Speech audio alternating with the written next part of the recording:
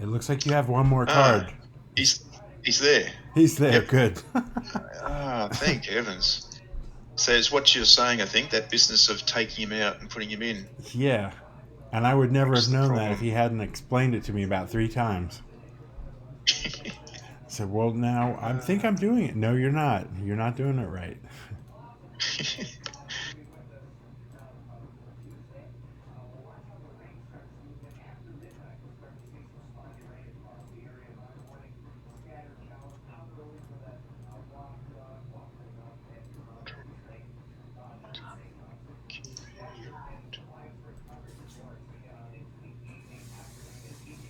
Roll dice. So what have you got? You've got Bjorn. So they're all men. Bjorn is the only one worth a squat. 15, 18. Oh, you got the 20. If you'll take a You got look, two the shields. bodies on all of the man creatures, except for Bjorn, are terrible. Bjorn is a 7/9. That's great. Then you get to Wacko's got Theoden. 8. What? I say Wacko's got 8. Yeah, He's not so bad. he's close. Theoden is a 6 body. Hmm. Votelli is a 6 body. And Bard Bowman is a 6 body. They all want to die. So yeah, it's tough keeping a man only company alive. So I draw a hand. I'll roll the dice. Aha. Keep my hand. So I will go first with the 11. Yep. Now I'll look to I see what got my I've wizard got. opening hand, which is Here we great. go.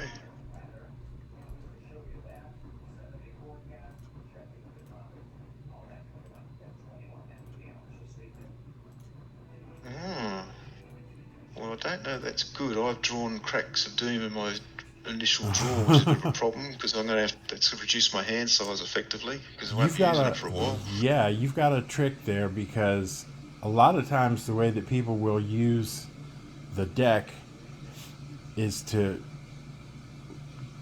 accomplish the first half of the ring quest, which is to get gold rings and to test them. And then the later part, the destroying of the ring, is usually sideboarded in.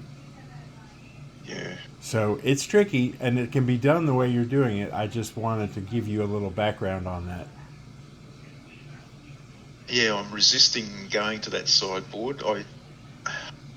I've got this thing in my head that is saying if you can't do it in your deck, like it's a bit of a funny thing that you've got to, Uh like if the deck's not big enough, the fact that I can understand the ideas behind it, it adds another dimension, but I sort of It feel you're does. sort of I hedging I your know what you're bets, like saying. I know what you're there's saying. an aesthetic. Yeah, you should be able to do it with your play deck. If you can't, well, tough luck. Think of it as an extension of your play deck. Yeah. So we're going to go ahead and put the Gates of Morning out.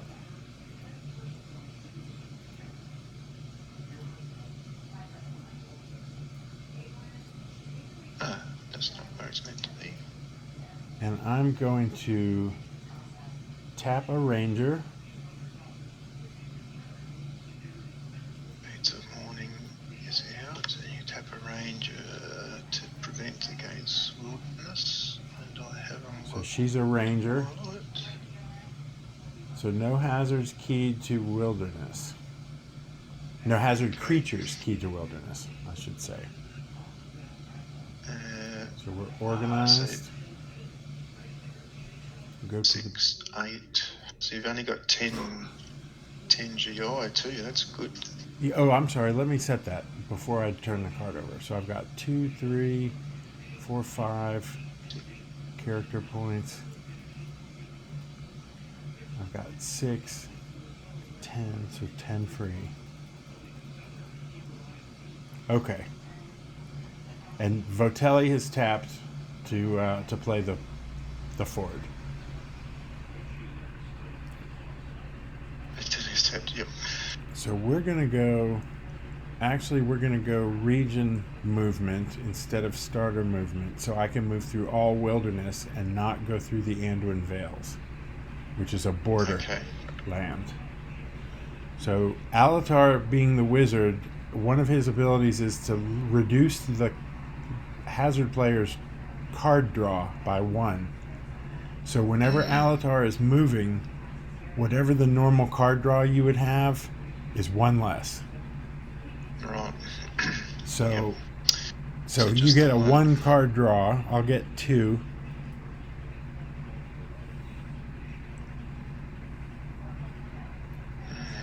And you have hazard limit of 6. Okay,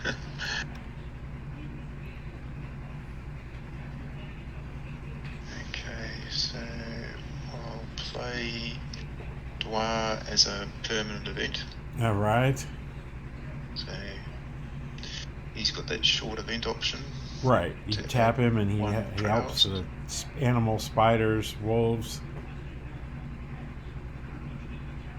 +1 prowess to all wolf, spider, and animal attacks until the end of the turn.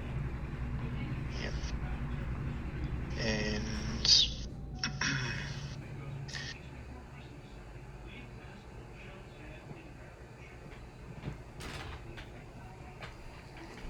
right, well, this is handy. So I've got a Lure of Nature, so let me think who I'm going to play that on. I'm sorry, I stepped away from the keyboard for a second. What was that? Oh, I've got a Lure of Nature, so I'm just thinking who I'll... But at the moment, it would just be a nuisance because you haven't got any corruption points. Well, Allure of Nature it will make me check 4 times on this move. So if you put it on, say, Theoden, he's going to have a corruption check. He's going to have to beat a 3 4 times. Oh, because you've got the shield. Yeah. It's not a likely fail, but it's certainly a possible fail. Yep. All right, and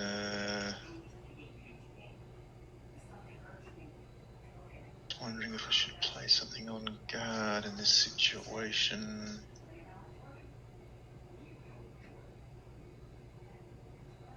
No. All right, no more hazards. Okay. So I will move Rivendell back to my sight deck, but now he's going to have to make 4 checks at 3. So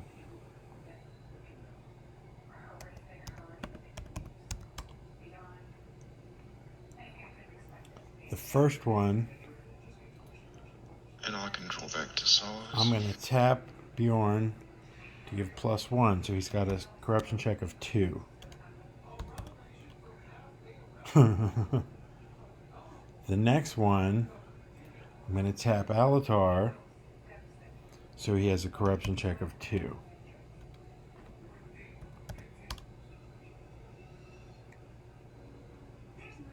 The next one, I'm going to tap Wacho, and he's going to have a corruption check of 2. And then the same thing for the very last one. So I've lowered it down, but boy, my dice are not really giving me much hope here. I don't like those rolls. So he's got a +1 from Bard.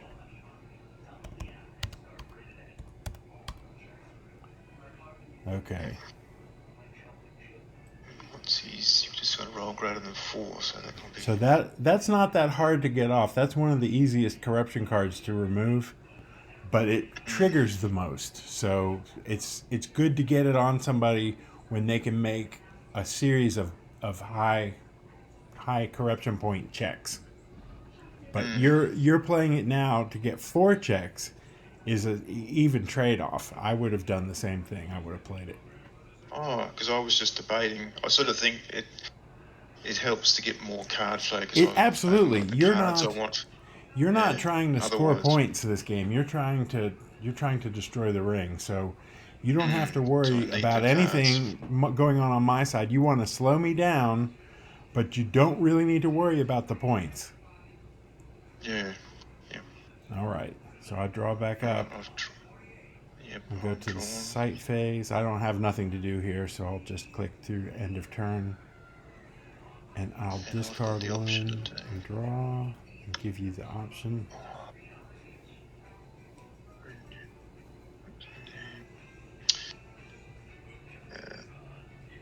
Of course, all my resource cards I want to keep. That's the way it always is. Yeah, in a deck like this, they've all been chosen to further the aim. See, but I will discard. Oh, I didn't mean to click on that. I meant to discard it. Draw a card and done. All right.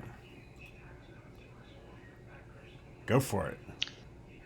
Start turn. All right, so Sam will follow Elrond, Mm-hmm. and that will mean I've got 5 GI free.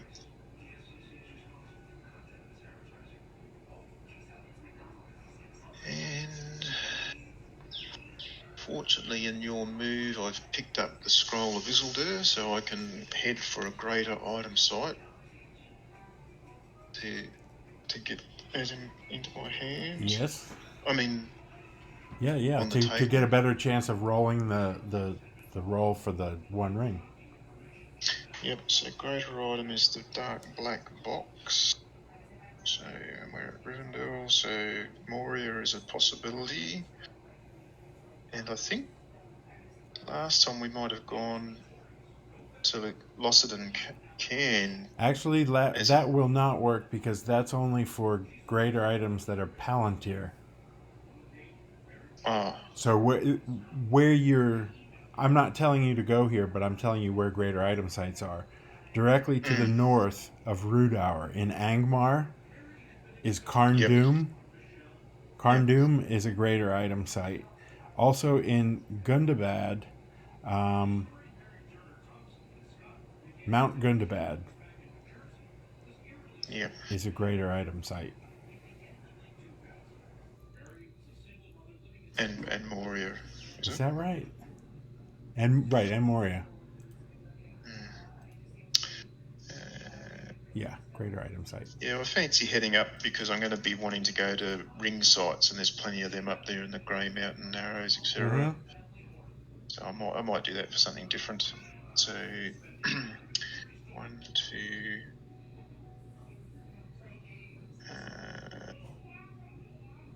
There's probably no reason not to go further, to go Ruda, Angmar, Gundabad. One. Oh, but that's an actual dark domain. So if I go Ruda, High Pass, Anduin Vales. Looks like if I go to Angmar, I'll have to go through Gundabad to get across, which is a bit of a problem. So, whereas if I go to... Or you could track your way back down from Angmar through Rudour and the High Pass to the Anduin Vales, which is where the Gladden Fields is, because that's a ring site. Oh yes, I see that. So it's a four region move, and it keeps you out of the dark domain. Yeah. Yep. All right. So I'll go to Carn Dûm. So I'll get that site card, which is going to be anything but.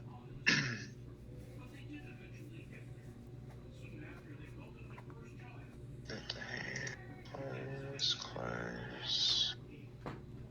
Is it going to be 4 strikes at 7? Right, okay.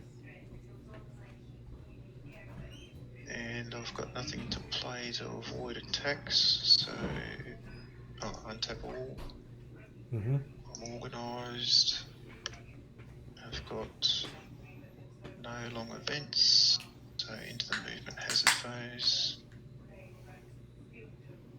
Reveal. And nearest haven is Rivendell, so I can do the /P. So I get to draw Yes. 3.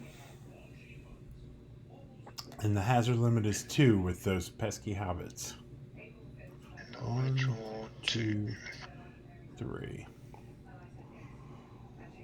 Right.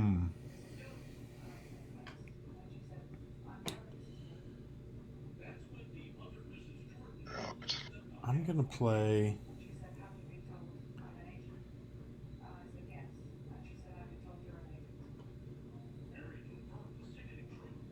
I'll go ahead and play this as a creature. Oh, yeah. So he will key to the site, the Dark Hold. He's a 13 prowess creature with 1 strike, but he has a high body. He's a unique character, so he does have a body, and it's actually... So Elrond could beat the strike, but if he doesn't kill the body, if he doesn't beat the body on a body check roll, you don't get the points. But if he does, you get 3 points there. Now, the reason I'm playing it as a creature is I know you're not going for points. You don't have a lot of points in your deck. So it's not really much of a trade-off to me if you kill this, if I can slow you down. Yep. Now I'm going to play. I'm going to play concealment. Okay. So that's 1, so that cancels. So I'll tap. And I will put a corruption card. I'll put it on Frodo. This is one of the cards. This is one of the few corruption cards you can play on a Hobbit. Okay. The Lure of the Senses. So this is one. This is one that I've played this a lot before. Yep. It basically triggers when you have an untap at a haven.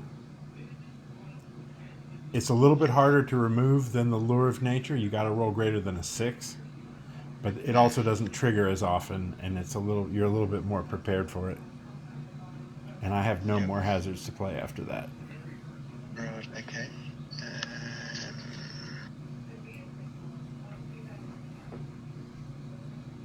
2, 3, 4. So I'll discard that one, which brings me back to 8, and I go into the side phase. Do you have a Dark Quarrels? No. That's an easy way, especially with hobbits when they're not really wanting to face any strikes of anything. The Dark Quarrels is a great one to cancel orc auto attacks. There are a lot of the Dark Holds have orc auto attacks, and if you can survive and stay untapped by the time you get there, that's an easy way to cancel the auto attack. Yeah.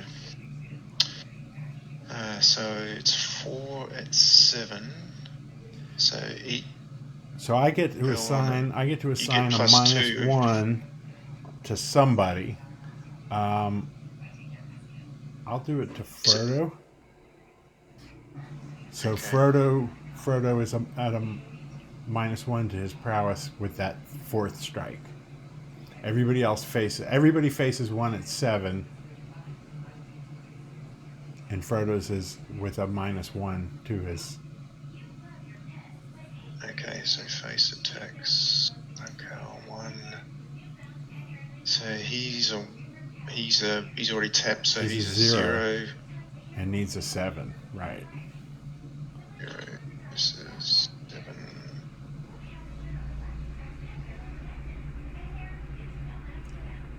Yep.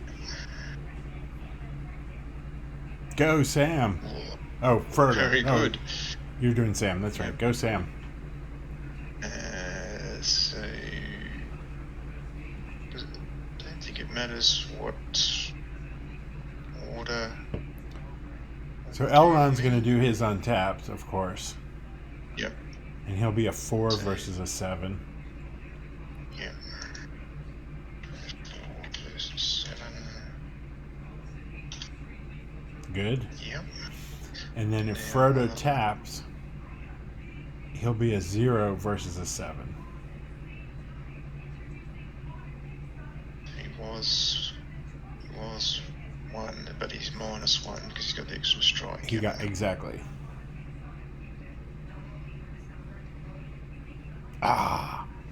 Now this is where you hope that his dice roll does not. So he's got a body of 9. So I get a body check, and he's wounded but alive. Actually, what about my elven cloaks? Could I? No, because the elven cloaks only work for wilderness. Right. Yep. Right. That which is another so, another vote for getting some dark quarrels in there. Yep. So he's alive. Elrond is easily untapped and can bring in the scroll.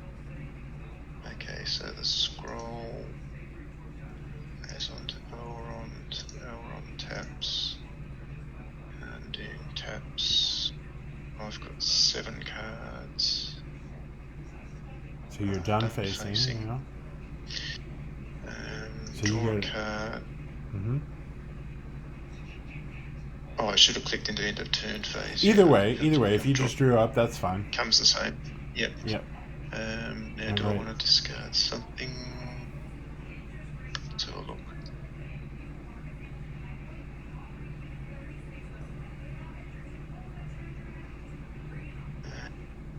Can't really afford to be grabbing all these. I think I'll discard that one. Discard. Draw a card. And acknowledge. As a player needs to go to 8.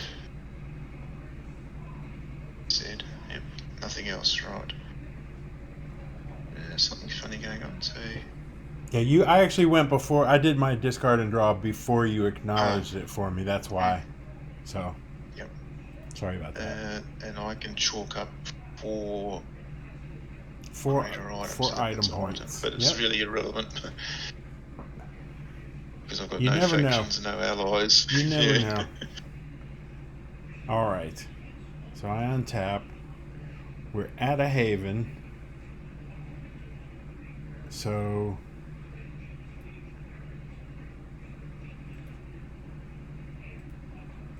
Erkenbrand comes in,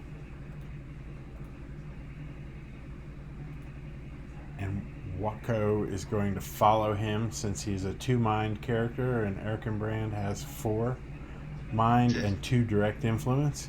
So now I'm up to 10, 12. I have 8 free. I'm at maximum company size. 7 characters. An extra character point too. And an extra character point. Yes, thank you. And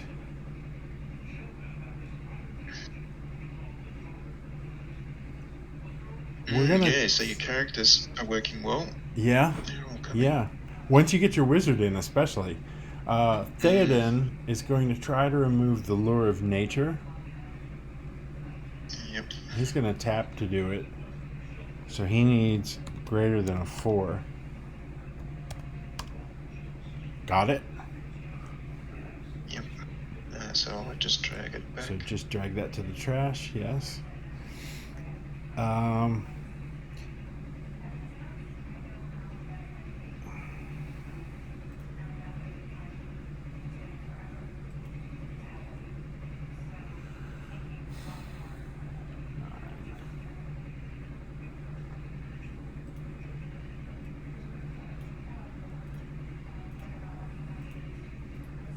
We've picked a site to go to. I am going to tap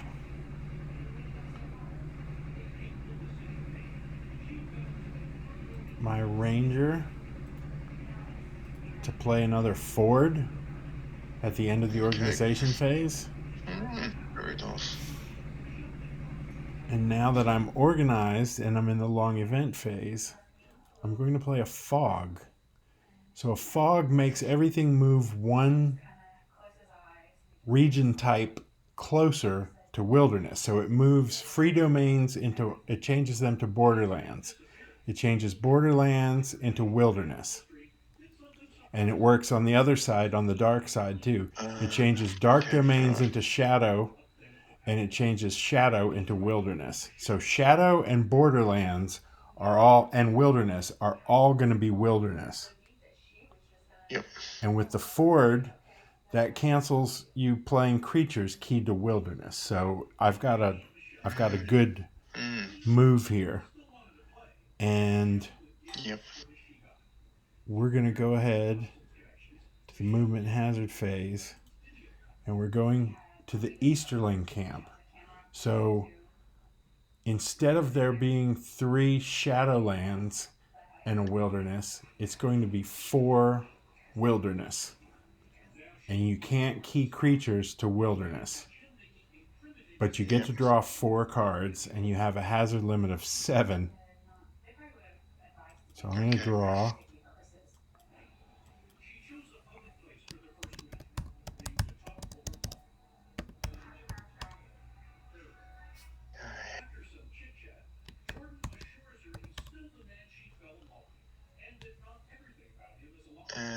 All right. So now here's the question. So I've drawn a Twilight.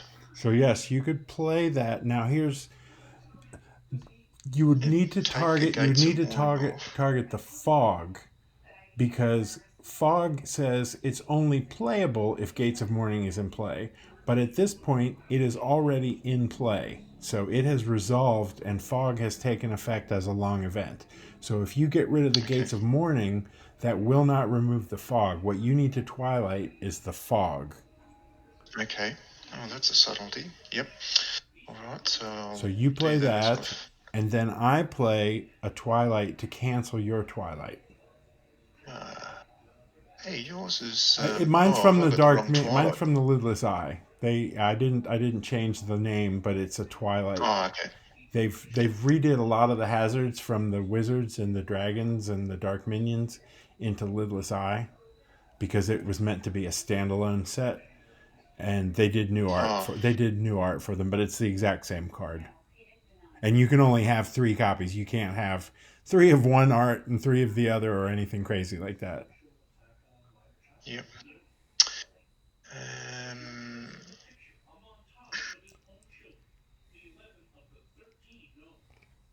so you're moving. So if I play a hazard long event, it would affect my next turn. It will. It will last through this movement hazard phase and into my sight phase, and then it will stay in play all through your turn, and then it will go And come away off. at the beginning after my organization phase.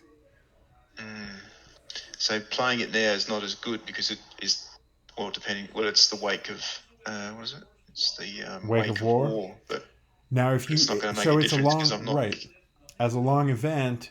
If you don't have anything for it to affect this turn, you don't want to play it, No.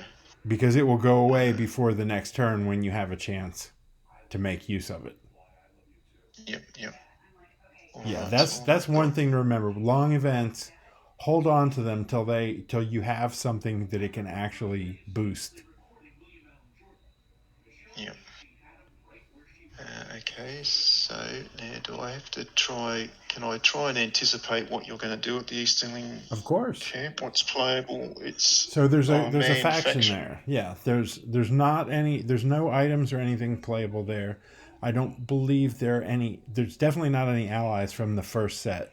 There are some later sets that let you play non-unique horse allies, a noble steed, and he can play it in anywhere in the horse plains, which is Right. where the Easterling camp is. But since we're not playing that, there's no ally. The only thing playable at this site in the first set is the faction. Yep. Oh, I was just trying to decide whether to play my lure experience, but I think I'll play it anyway because I'm going to need discard, Sure. and then, I'm going to be pressed to find them. So I think I'll just throw that back on Theoden. Mm-hmm. And the others are not keyable, so no more hazards. All right. And what have I got? I've still got to find 2 discards. Okay, so oh gosh.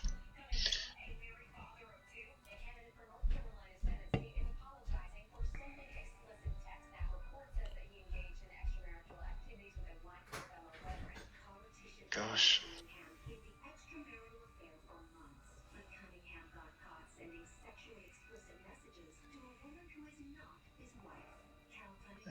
What did I do there?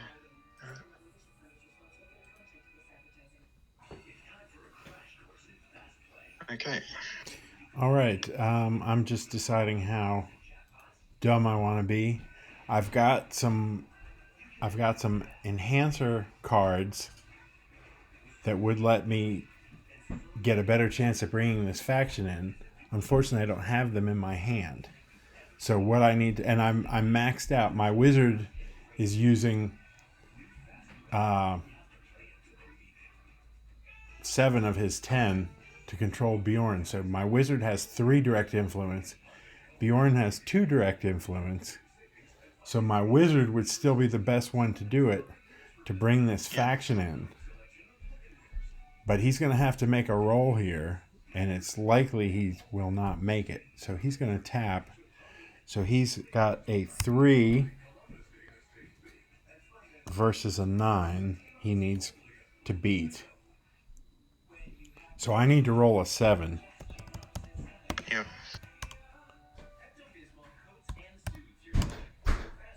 Got it. Yay. Got it. My games this day were not rolling that well. I was expecting it to not happen, but that's great.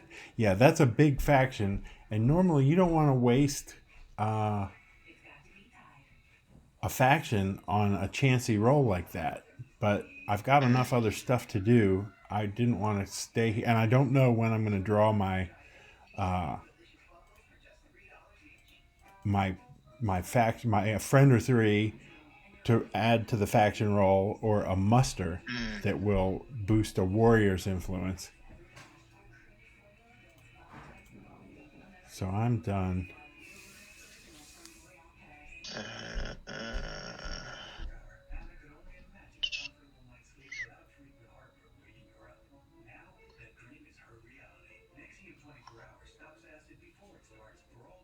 And I am done. All right.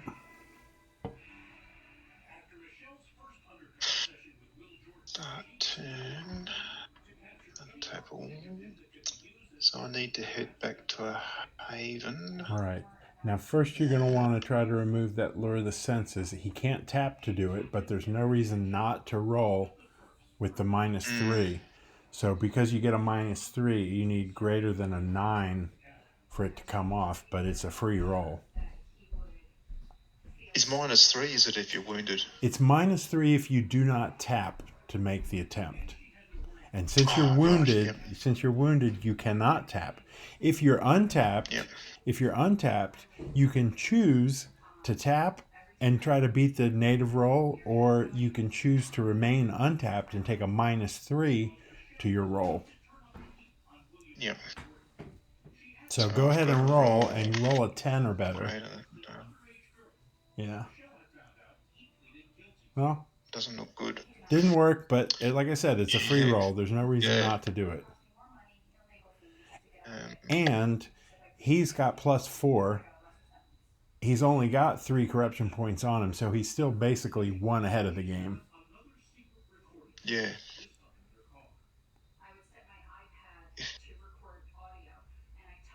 Haven, yep. So back to Rivendell.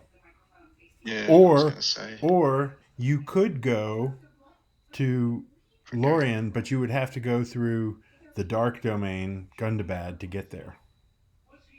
Yeah. Yeah, I don't think there's... No, I think I'll go back to Rivendell. Standard sites.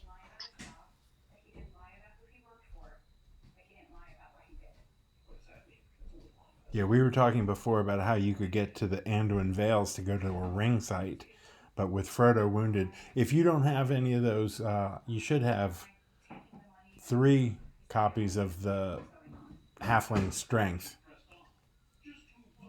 Yeah. Have you got 3 in there? That's one way to. That's one way to heal him up in the organization phase. without having to go to a haven. But if you don't have it,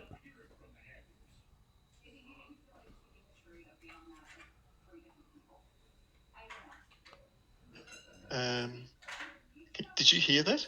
what's That's that? the cat. Oh. It's one of our cats. I thought he must have a bird, the noise he was making. I did not. Right, I did not hear it. So that's it on organised. The long events. So that So fog stays out for you. What's that? The fog It'll stays affect out. me as well. Yeah, it will. It's basically giving you 2 wilderness that you're going through. If your path that you just typed in is the path you're going. If you're going Angmar to Rudour to get to Rivendell, Angmar is now a wilderness with fog. I just remember. Sorry. I forgot to play Radagast. I've got him in my hand. Oh, Can I play him, of course. Yeah. Yep. Now he'll need to come in either at Rivendell or at his home site in Southern Mirkwood, which is not really where you want him to come. Rosgobel. Rosgobel is his home site, but it's in a dark domain. So I probably should put the Rivendell card under him. Yeah, you can do that. Grab another copy, put it there, and just flip him over.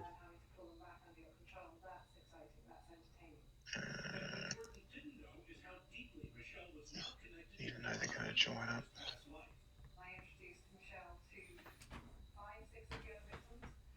Right. And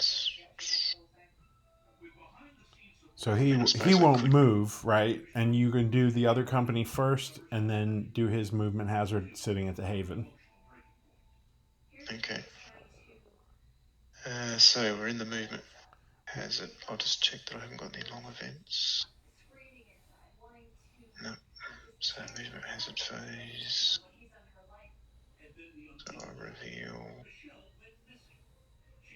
And so it's 3 for you and 2 for me, and I've got to do the /P. Well, I had done it. You can do the /P, but like I said, the Shadowland has changed to a wilderness now with the fog. Yep. So I'll draw 3, and a hazard limit of 2. 3. Oh. You're not coming in a good order. I've got the 1 ring, but I haven't yet got my precious ring. Anyway. I'm carrying cards all over the shop. But so I'm going to play. Go ahead. I was going to say, Radagast. This one's got the when he. Oh, but he's not actually moving, so he won't get that additional card. Yep. Right. Carry on. So the Cave Drake is going to come at you with the wilderness. Now, the thing about it is you've got 2 elven cloaks. So I get to choose who it goes after.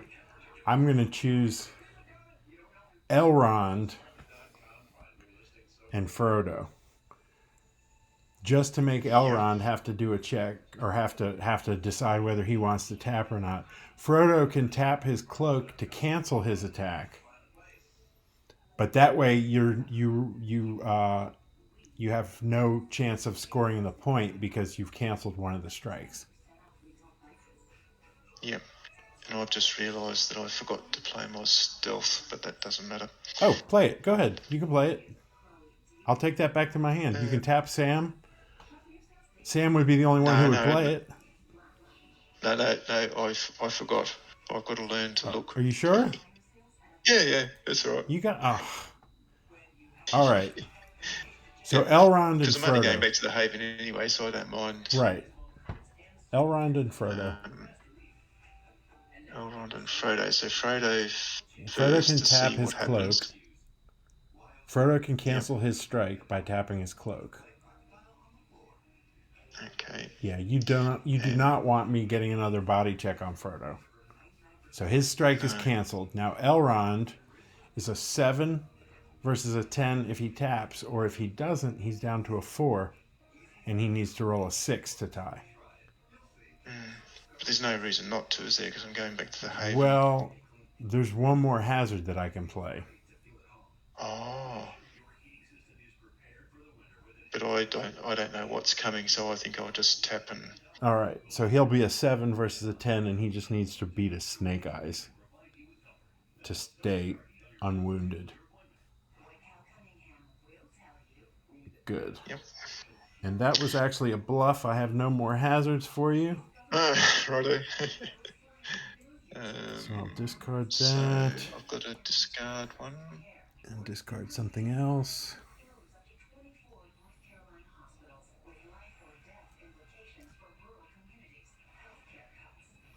And then we get Radagast, and I'll just say no hazards on him.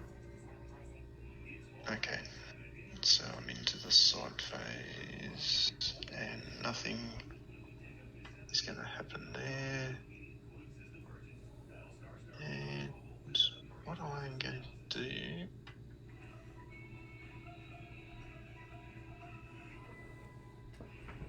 is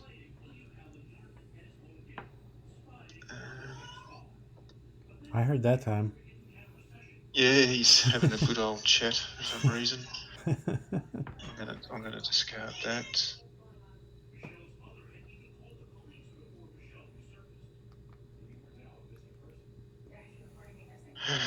I've got the one ring. I've got 2 wizard's tests. And I can use this far sight to get a to get a ring. To get a ring. Yeah, so that's what I'll do next turn. I'll move to an information site. That might actually work out well. Well, you can go to Weathertop, which is 1 region away. Or you could go over into the Redhorn Gate and go to the Dimril Dale. There's a few information sites. Yep. All right, so it's with you for the. So okay, so. Did I do the OT discard? Maybe I didn't. There. Okay. Discard, draw, done.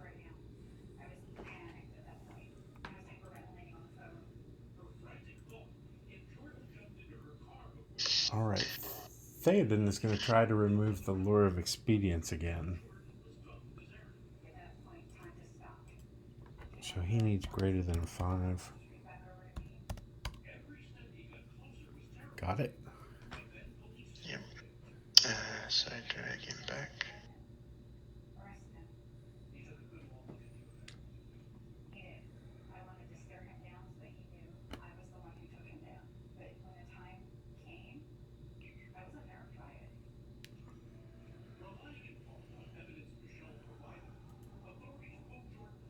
Okay.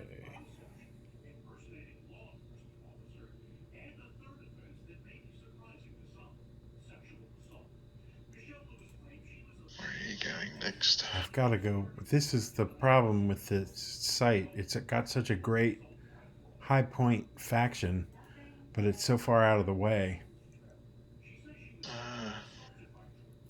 So, ooh. I know where we can go.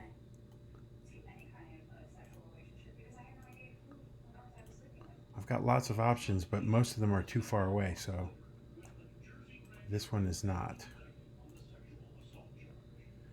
All right, so I'm organized. The long event phase, the fog goes away, but I have another one. So this will keep things more wildernessy for another one of my turns and your turns, unless you twilight it. So the movement hazard phase, we're going to go. So that it's going to be 1, 2, 3, 4, but they'll all be wilderness. Because the Shadowlands turn to wilderness with fog, and the Borderlands turn to wilderness with the fog. Yep. So you get to draw. We draw 1. Actually, with Alatar, you draw none. I forgot about that. But since we're moving to a non-haven site, we draw from that, and I get 1. But you, again, have a hazard limit of 7.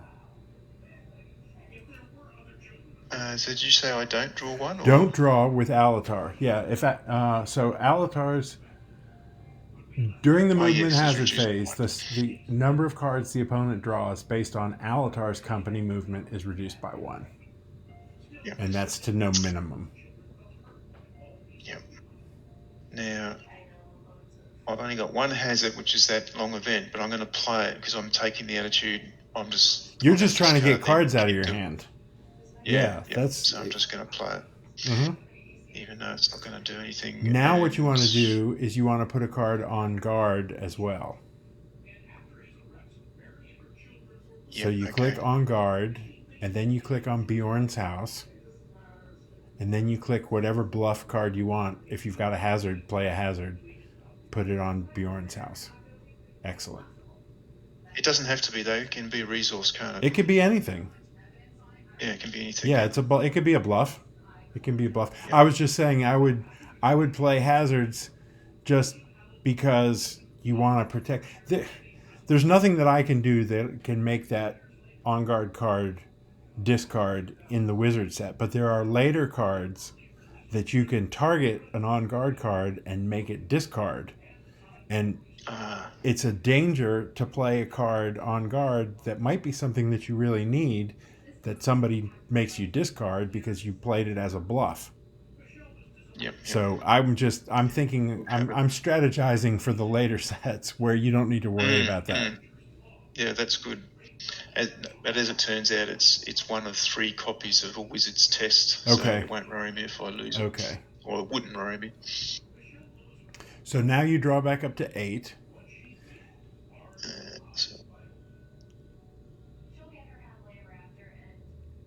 All right. And at the end of your turn, we'll talk through how the on guard card goes back to your hand and keeps you from getting to draw any more cards. You did your draw just now. You drew those 2 extra cards now, getting back up to 8 by playing that on guard card. So it doesn't really let you draw more cards. It lets you choose which one to discard at the end of the turn. Yep. So, all right. So we're going to go to the site phase. Bjorn is going to tap to bring the Bjornings in. And he's going to use a muster. Oh, great. So they corrected this card. It used to be very powerful. It used to say an influence check against a faction by a warrior is automatically successful. And you could use that to go steal your opponent's factions to make him discard them, which was very powerful. So they changed it to say that it modifies by adding the prowess of the warrior up to 5. Right. So he needs to beat a 2 with that, but he gets a +1 for being a man, so it's automatic with the muster. Yep.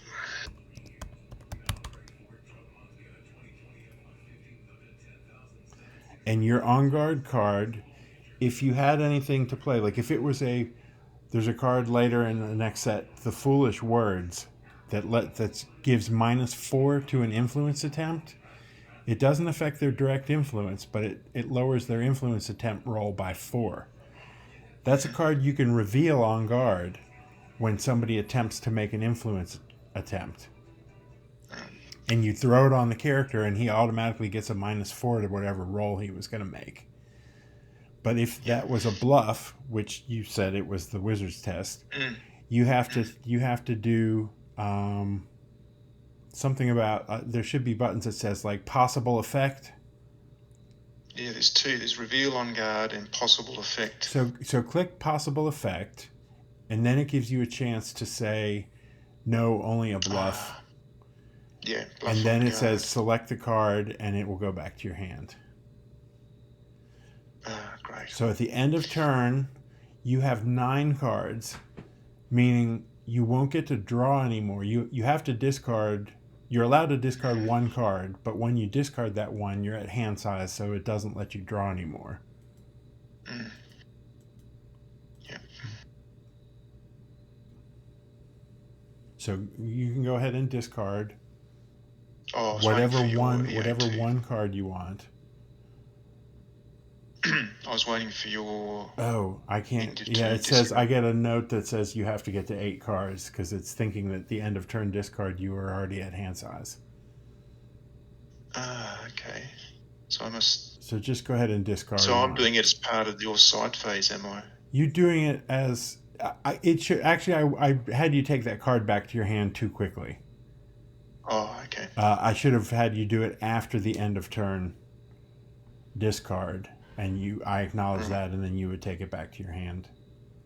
So I can still do a discard now. No, that was the one. That was the discard. Yep. Oh, I see. Yep. Okay, so I just go done. Yep. I'm getting it. All right. So untap all. Now. So they can all be in one company. Yep. So I'll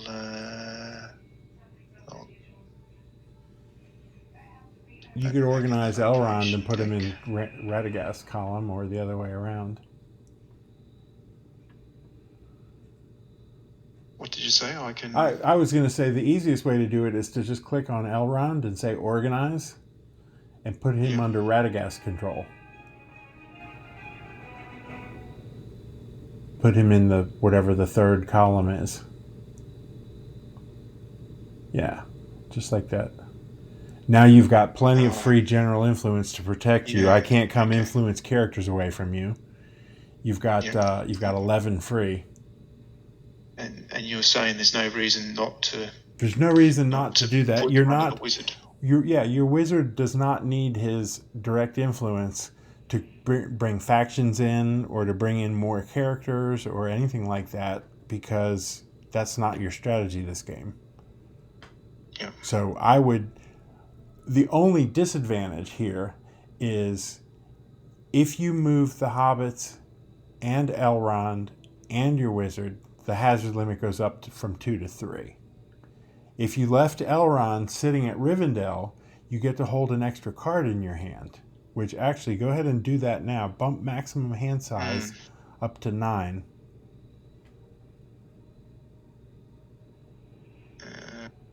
What happened there?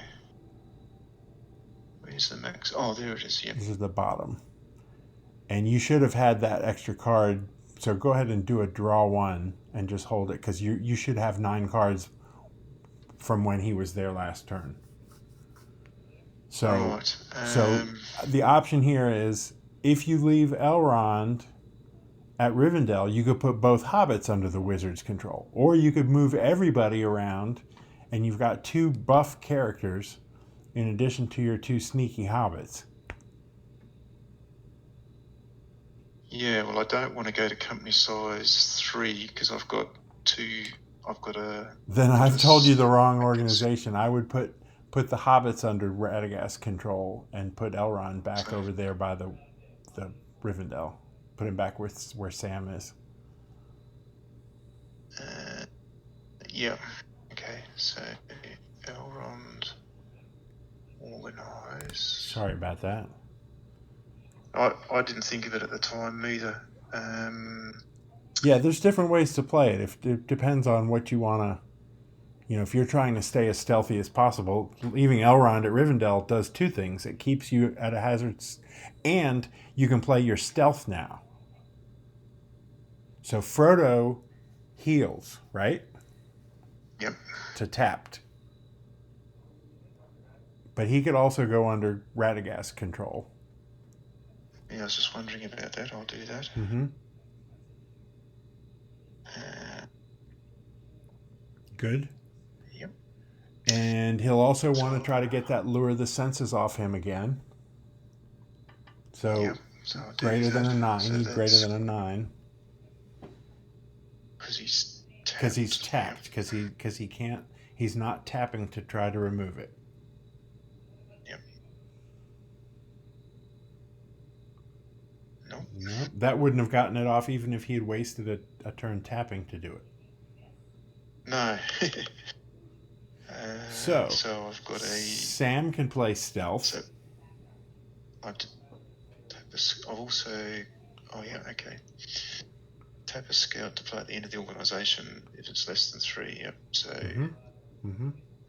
so I'll tap Sam. Right. And play stealth. So I'll leave it up just to remind us. Sure, exactly. And I want to go to an information site to use Farsight to bring in a precious ring. And we were saying Weathertop is a nearby one. Weathertop is to the left of Rivendell, in Arthedain. Yep.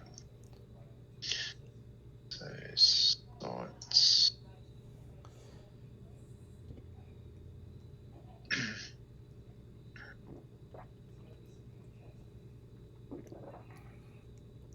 And then from Arthedain you have a 3-region move to get to Holland to play the ring.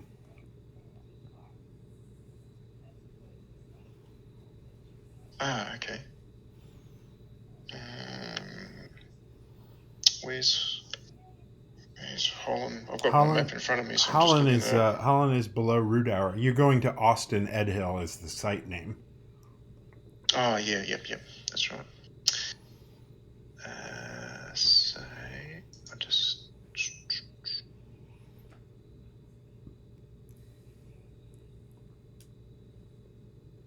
Okay. So I'll just check what I've got in my hand.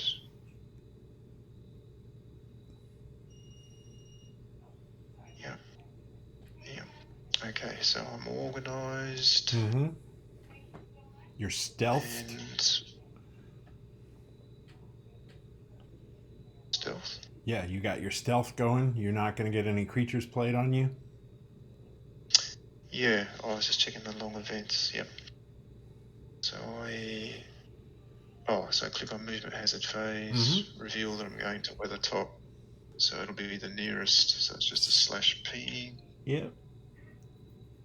1 card each. You could draw 2 more because you're moving through wilderness. Yep.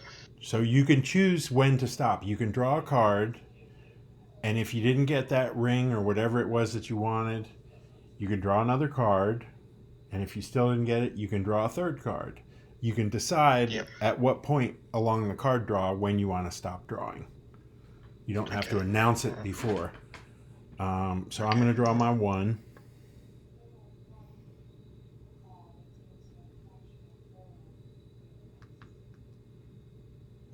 I picked up a precious gold ring. That was good. So you don't even need to use the Farsight. No. I wonder if it's worth drawing the 3rd card. I think I've got everything I need, just about. Then hang on to it. I've got the 1 ring. Go and do it, you reckon? All right. I'm going to play... Oh, I've got 2 of them. Oh, that's good. All right. So... Yeah, so hazards. So 2 hazard limit. Corruption card. This is the Lure of the Senses. Like I said, one of the few cards you can play on a Hobbit. Corruption card. Yep. And I'm going to play a river on the site, which means you can't do anything there if you don't tap a ranger. Radagast is your only untapped ranger, but all you were going to there was to Farsight a ring which you just happened to draw, so there's not really any reason for you to even enter the site and do that unless you want to get another ring. Yep. I picked up another one on that 3rd draw, so I've got 2 of them now. So. Then you're good. All right. Yeah. So I have no more hazards. Okay, so I've got a bit of discarding to do. Let me have a look. So I want to keep Cracks of Doom. I've got 2 Wizard's Test, but I guess I want to keep both of those since I've got 2 precious gold rings. in case the first one doesn't work. But I think I can get away with getting rid of Farsight since I've got everything. So next step is to move to your ring site. Yeah, so I probably want to keep my concealments because they're going to help me to get there. I have got an old friendship, but I just haven't got room to keep everything, so I think I'll discard that at the moment. So there I need to find one more. And I have got a Doors of Night, which I was hoping you've got to play 9. to get Your hand size is 9 now, remember. Oh, right, yeah, okay, great. All right, so I go into sight phase. And there's nothing I want to do here, so okay. I'm inclined to keep everything, and so I'll just go straight into EOT phase. Oh, so I just discard the Rivendell, and I acknowledge EOT discard. All right. Discard and draw and done. And don't forget your stealth on the table to discard. Yeah, that's a great card. 2 hobbits and a wizard.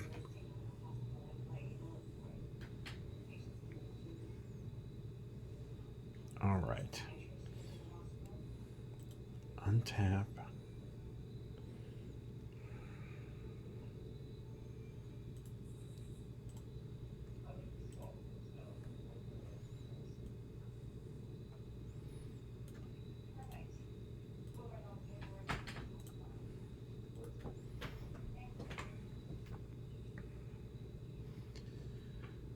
I am organized. So the long event fog goes away. Your wake of war goes away. Okay. It's not letting me grab it. Try grabbing towards the top. Yep. I have nothing else. Your long events. Yep. Your hazard long events and my resource long events. And then you play your new ones, yep. I have none to play now, so we'll go right into the movement hazard phase. And we'll go here, here, and here. And these are actually the actual region types now. Yeah, going to information site. Okay. No draw, since Alatar is moving, and it's a 1-card draw site. Yep. That's working well. Yeah. Okay, so the only thing I've got is the Doors of Night. Okay, so you'll play that. I'm going to respond with another Gates of Morning since it's targeted for removal. So both one of my gates and your doors go, and the gate stays out.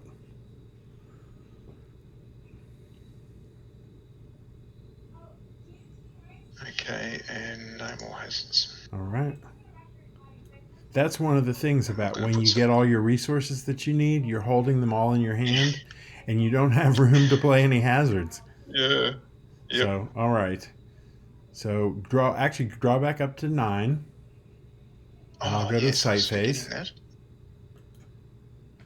Another Farsight. All right. We're going to enter.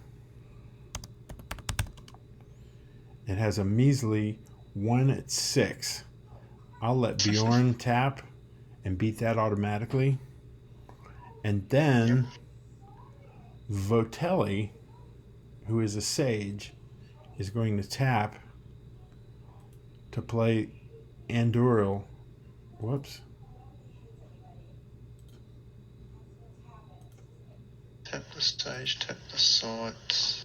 So this is a permanent event that will go on Narsil once I get a stored Reforging.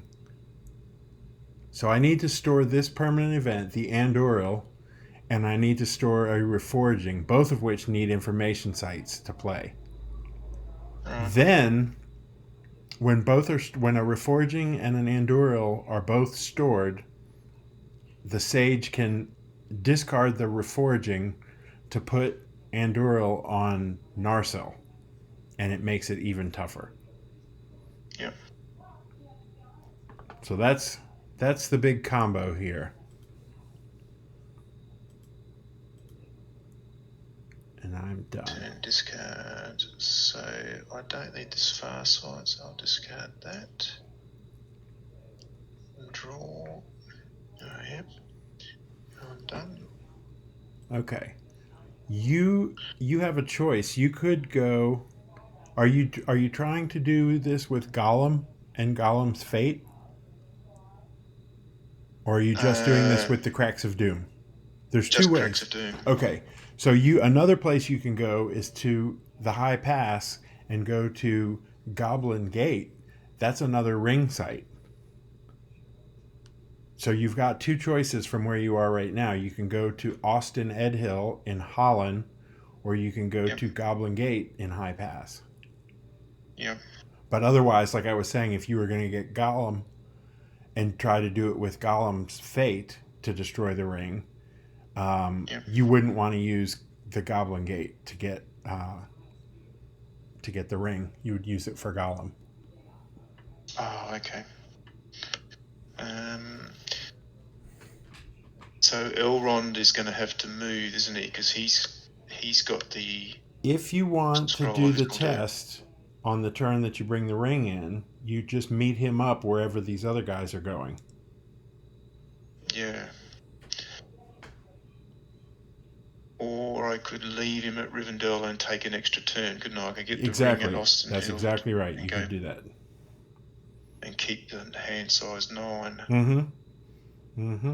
That means I can keep the 9. So have you got any advice about the relative merits? Well, if you've got all the cards that you need in your hand, you're not looking to draw anything. I would. What it's going to come down to is a dice roll, whether you get the test, whether the test turns it into the One Ring or not. So, I would say leave Elrond where he is. You've got more stealth in the deck, right? Yep. So planning on maybe letting them play another stealth or two, keeping their company size 2 with just the 2 hobbits and the wizard might be the smarter thing to do. Plus keeping that extra card with Elrond back at Rivendell. So. Yep. Okay. All right. So your choices are either go to Holland in Austin and Austin Edhill, or go into the High Pass and go to Goblin Gate.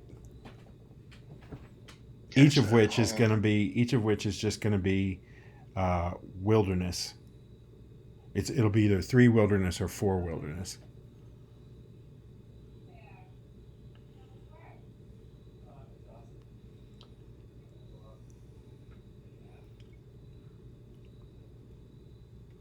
Now.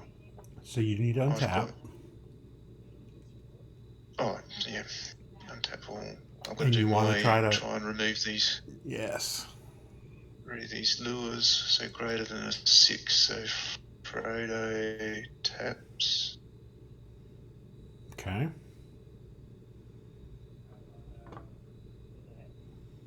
Greater than 6. Good. Yep. Thank heavens. And Sam can tap. So he'll need greater than a 6. No.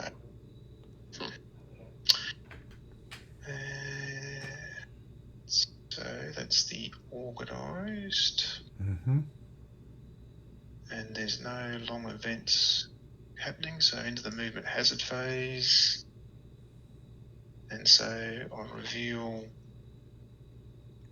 Austin Edhill. Yeah. So this is going to be a region movement. So go into the regions. I'm going from Arthedain.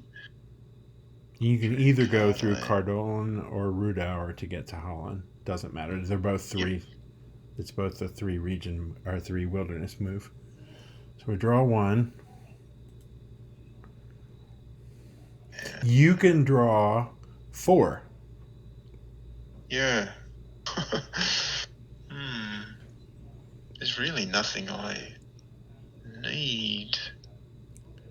If it's really any point in drawing. Yeah, not knowing what you've got or what you got in your deck, it never hurts to draw more cards. If you've got everything that you need, you can just cycle through the junk as well. Keep in mind, your hazards are not really going to do anything in this game. You just want to get them out of the way as quickly as possible. Yep. Discarding is fine. Discarding hazards is fine. What have I done to? Alright.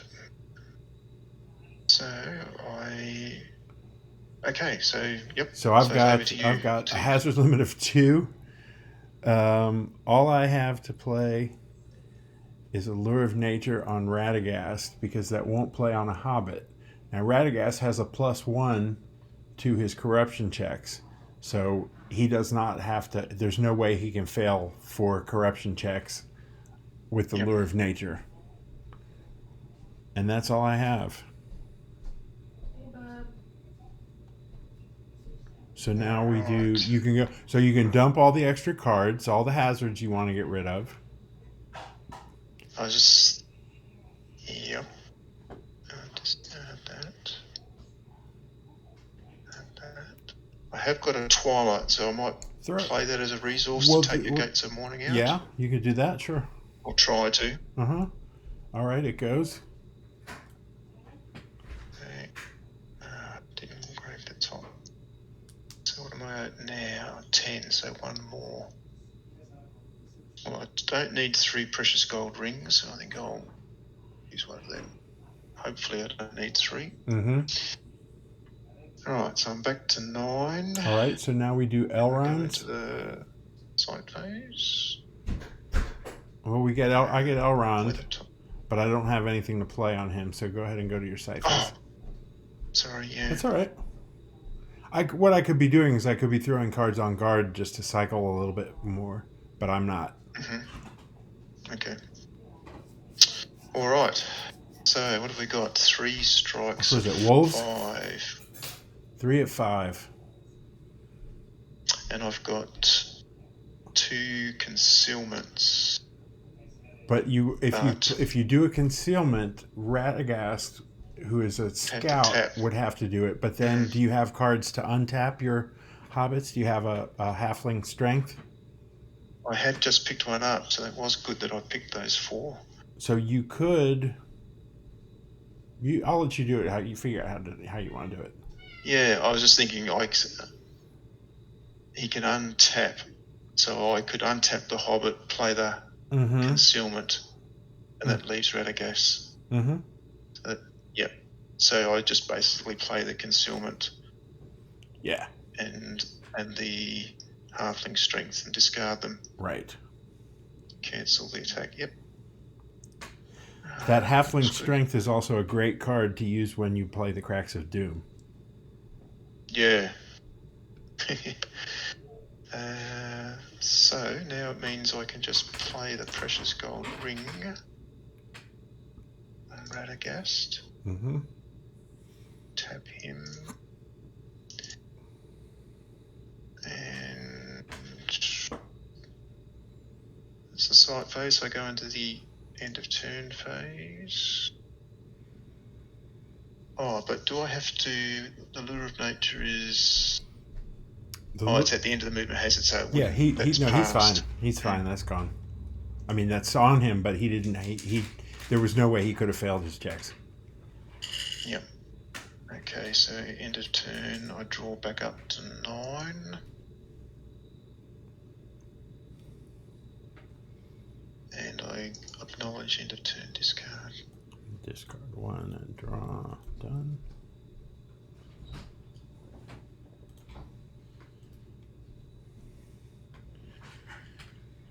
All right.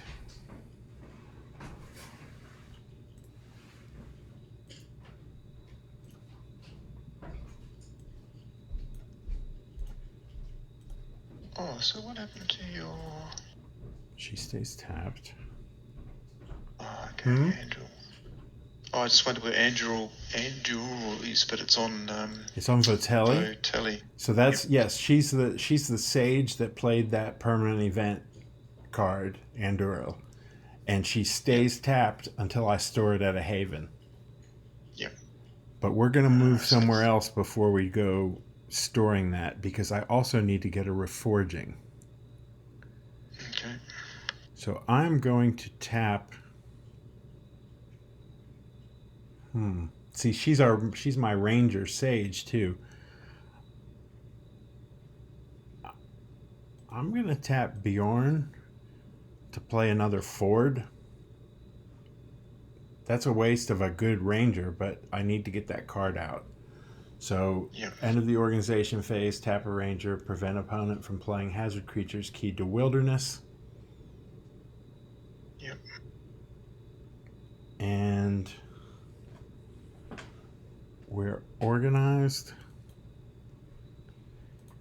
And we're going to go to another information site, this one in Rohan. So we'll go 1, 2, 3. But remember, no creatures keyed to wilderness with the Ford. Okay. And again, no draw cards for you with a 1 card with Alatar. You're doing all the drawing on your turn with Radagast. So hazard limit of 7 again? Yep, but of course I haven't got 7. I've got a Doors of Night, so I'll bring that in. All right. And I'll play this card on guard.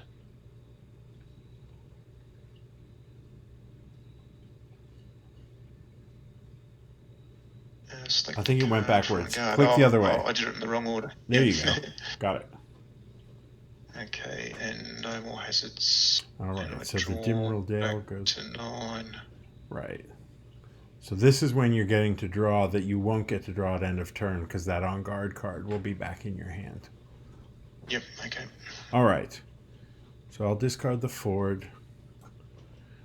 We have an undead. I'll go to the site phase. We have an undead 1 strike with 6 prowess. I think we'll go ahead and face that. So we're going to enter. So if you have a creature on guard, it could reveal now. If it's a corruption card, you can wait to play it, or you can play whatever it is when it says that you can play it. So 1 at 6. Erkenbrand is going to tap, and he's automatic. And then Wako, my other sage, is going to tap, and he's going to play a Reforging. Sage only during the site phase at an untapped site where information is playable. Tap the Sage and the site.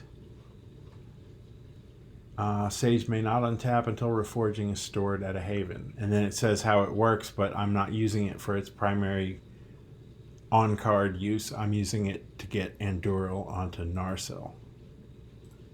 Okay. So neither Wako or Votelli will untap until those cards are stored. Yep. So I go to end of turn phase. I draw up. I acknowledge end of turn discard, and this is where you draw back your on guard card. Okay. So I go return on guard.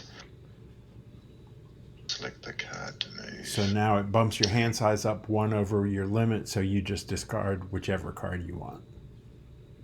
Yep.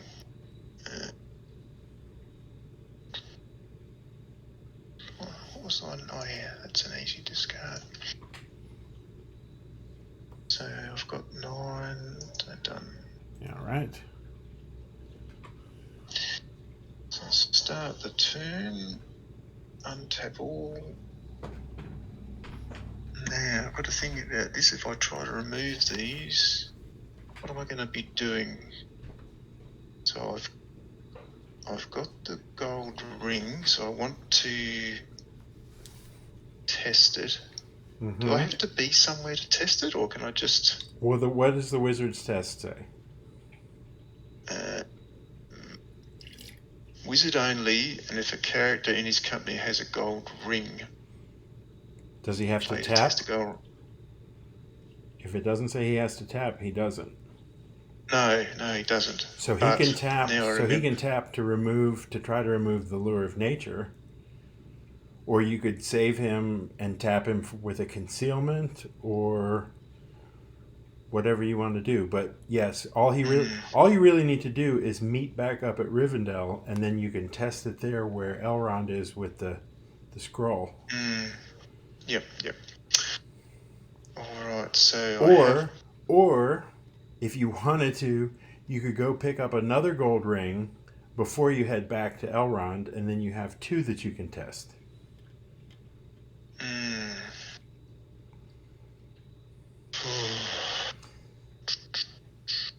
It really, the success of the ring deck comes down to the dice roll.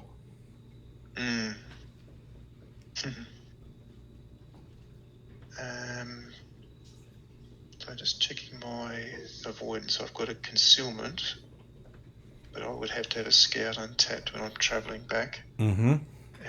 So all 3 of them are scouts. So one thing you might consider... so I could tap Frodo with stealth on my journey back. Yeah. To Rivendell.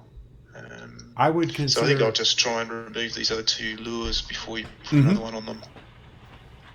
So I'll tap Sam. So greater than a 6.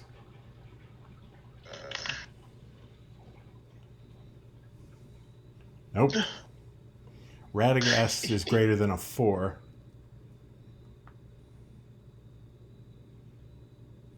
Tap him.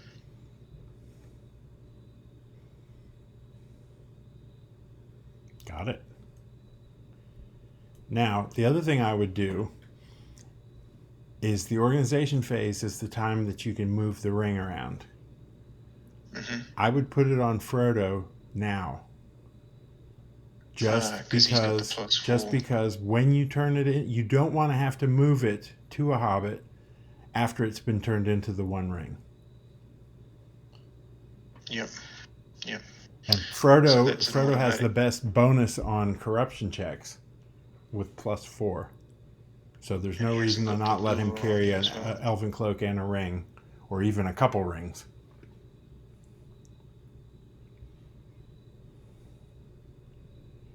And that's automatic. That's automatic because he already removed his corruption, and he's got a +1 to his roll, and he's only got 1 point on him anyway. Yep. So tap a scout at the end of the organisation if it's less than 3. So I'll now place stealth and tap. There you go. Frodo. Yeah. And no creatures can be played. And I'll get out another card.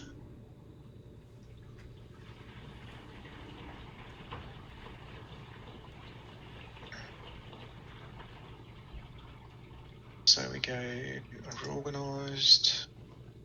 No long. So my long events come off, but there aren't any. Your long events come off, but there aren't any. I've got no new ones to play, so enter movement. Hazard phase. And move these guys first. All right. So discard that card. Oh, I don't really discard that stage, do I? Because you could make me go back to the side I'm coming from. I could. And you'd also at least want to lay it out to get the path. Yeah. So I might just put it back there. Oh, I'd have to put it in my hand first. It's just going to confuse things. That's all right. Anyway. We know what we're doing. We know what you're doing. All right, so I'll draw 1. I can play no creatures. I have no hazards to play. No hazards to play, right. So now I can discard it.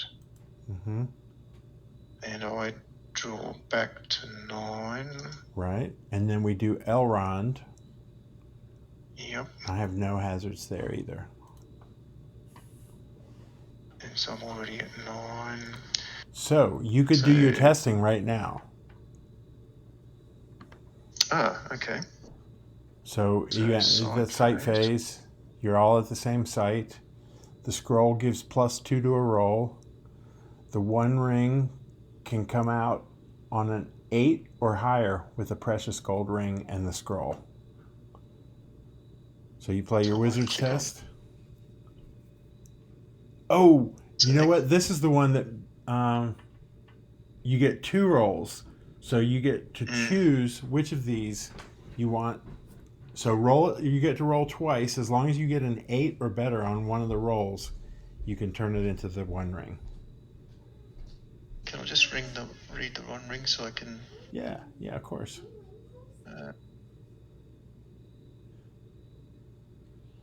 So there's nothing there about the... No, it's on your precious gold ring that says that where you need to roll. So I'm making a roll. So normally I need a 10, 11, or 12. Or 12. But the scroll gives you +2 to your roll. So an 8 will turn into a 10. Okay. With the scroll. Okay, all right. And the wizard's test lets you roll twice.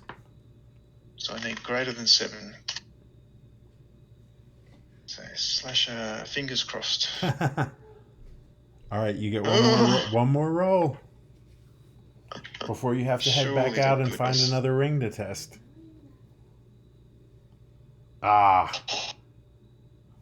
Cruel. Yes. So the wizard test discards. The ring discards. It was nothing special. But I keep the scroll. You keep the scroll, correct. Yep. And the ring discards. Okay, yep. As I said, it comes down to the rolls. So that's the site phase done. So we go into end of turn. So you draw back up to 9. Or you can discard 1 and draw back up to 9. Can I, if I'm less than my hand size? Yeah.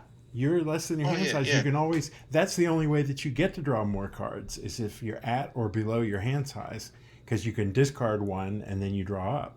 But if you're above your hand size, discarding 1 doesn't get you any more cards. Yep.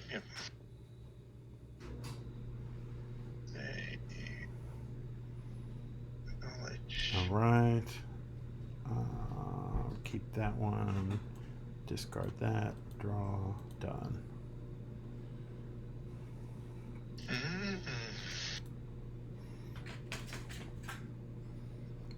She stays tapped. He stays tapped.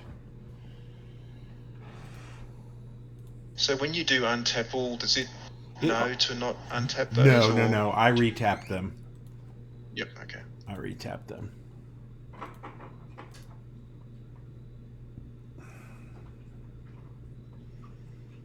There's a lot of work here running around with all these things. All right, I'm going to do something else. I'm going to go there. We're going to split up. So you're putting a spacer in, and then actually that's not a spacer, but it should be. Well, this is what I should do. Let's take that back to hand. Let's put that there. Let's grab a spacer.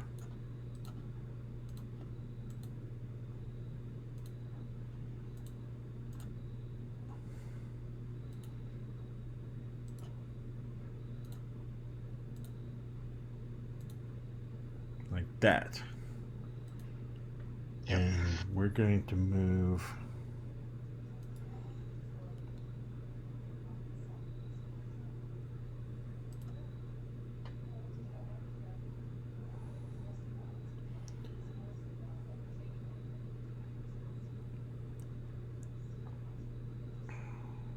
trying to decide what I want to move through here.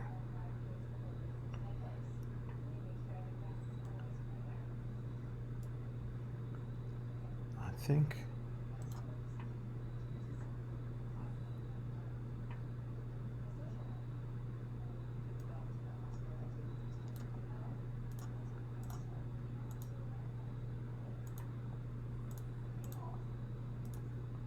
All right. So we're all starting out in Rohan at Amonhen, but the wizard and Bjorn are going to move separate from the rest of the group.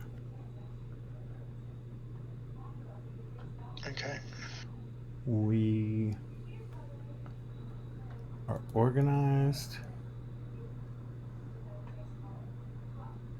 Go to the movement. You've got no long event resources. Nope. Yep. Nope. Let's do them first. They're going to move back from Rohan and Amonhen to the Haven, to Lorien. So it's going to be /P. So since Alatar is not with them, you actually get to draw that one card this turn. So Okay. for them, it's a one card draw for each of us, and it's a hazard limit of 5.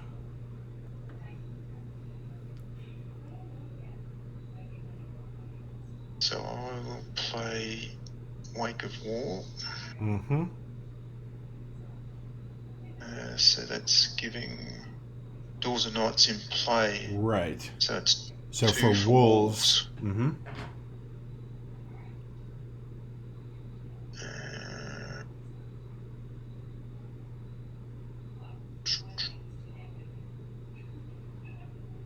And it's see, not through a double wilderness.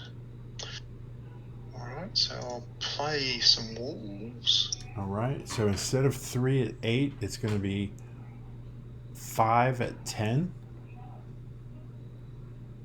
5 at 10, yep. And I do not like that. So my scout is going to tap and cancel.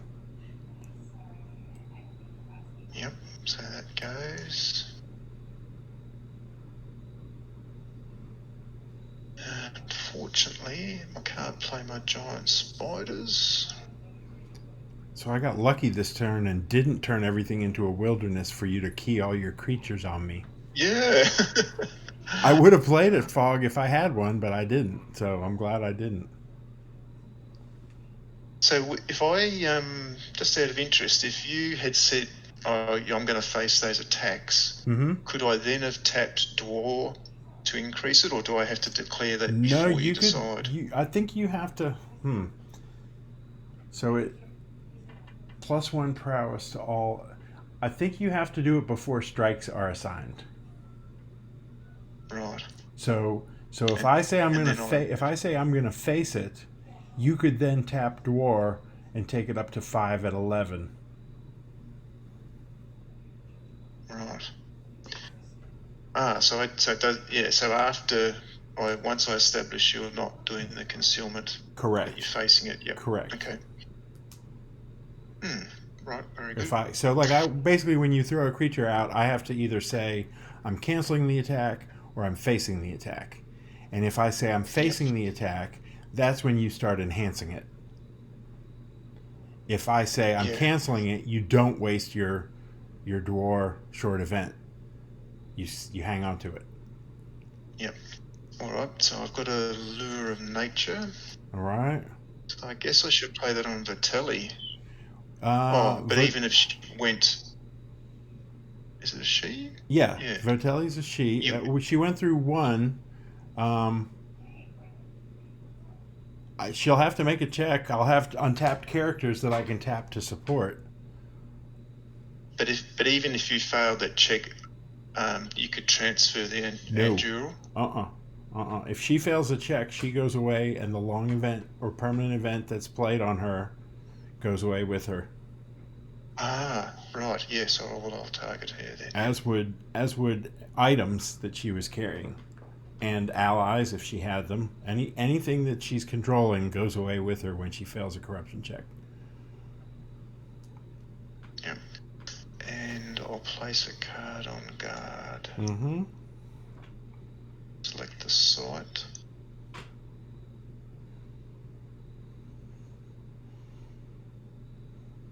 And then no more hazards. All right. So now is when she makes her check of 3. And I will tap Theoden to give her a +1. And I will tap Erkenbrand to give her a +1, so she's automatic. But she does have a corruption on her. Yep. And she's going to have to make a corruption check to store. Let's see, does it say that? Type of site makes a corruption check modified by. Ooh. She was supposed to make a corruption check when she played that. Oh, yeah. I think I did read that. I'm sorry. This is really the first time I've played this card. I knew that she had to stay tapped. Oh, modify by -3. Gosh. Well, let me make a check at 4 without the corruption card on her, because when she played it.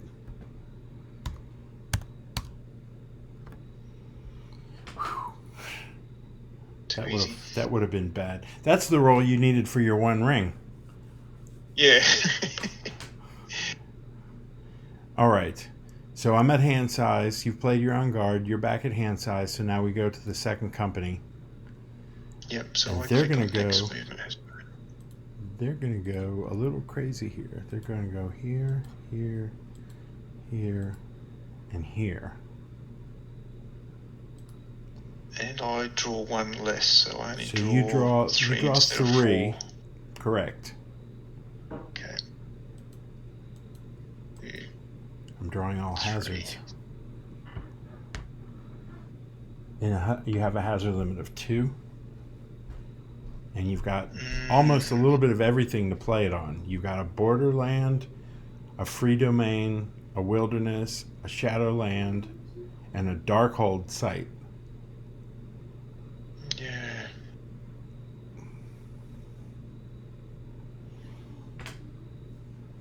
Well, I think what I'm going to do, I've got 2 different corruption cards, so which means I could play them on the same character. No, you can only play 1 corruption card on a character per turn. So each character can get 1 corruption card played on them per turn. What you want to do is you either want to play 1 corruption card on both of these guys, or you play 1 now and you hold the next one, hoping that I don't knock the first one off the next turn, and then you play a second card on him that's a different corruption card. So those 2 could go on the same character, but just not all in 1 turn. Yep.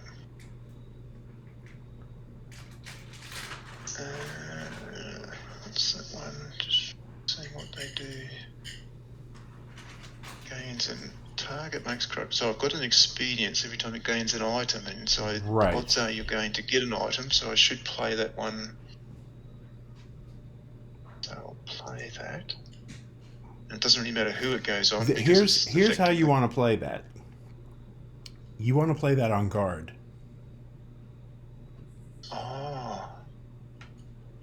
Oh, because that way. That way, when I tap to play an item, you put the card on the character that just played the item.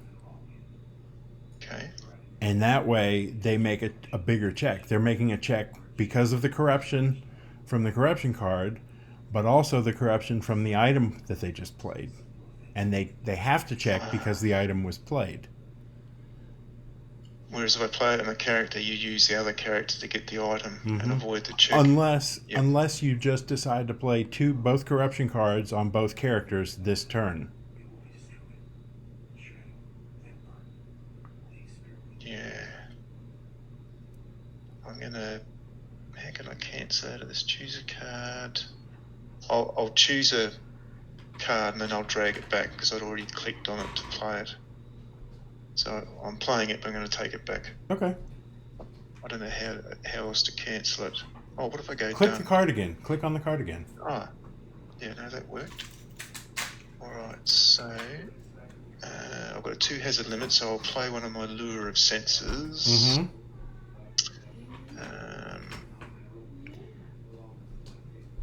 I'll play it on Alatar. And I'll play the Expedience. Again, I've clicked it the wrong time, so I go on guard. select the site. Well, the here you'll just go ahead and play it on Bjorn because it can't go on Alatar since he just got a corruption card played on him. So there's no reason you could do it to to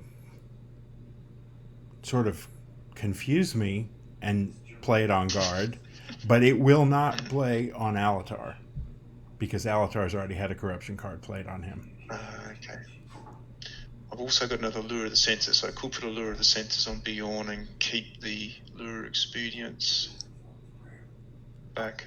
I would play the Lure of Expedience now. Okay. I'd play it on Bjorn, and then that basically forces me to give the item to Alatar. So I need to keep Alatar untapped, and he's a lower prowess than Bjorn. Because I don't want to give Bjorn an item and have him make a check. I'll give the item to Alatar. Bjorn will make the check, but without the item. He does have to check because of the lure. Yep. Alright, so that's hazard limit.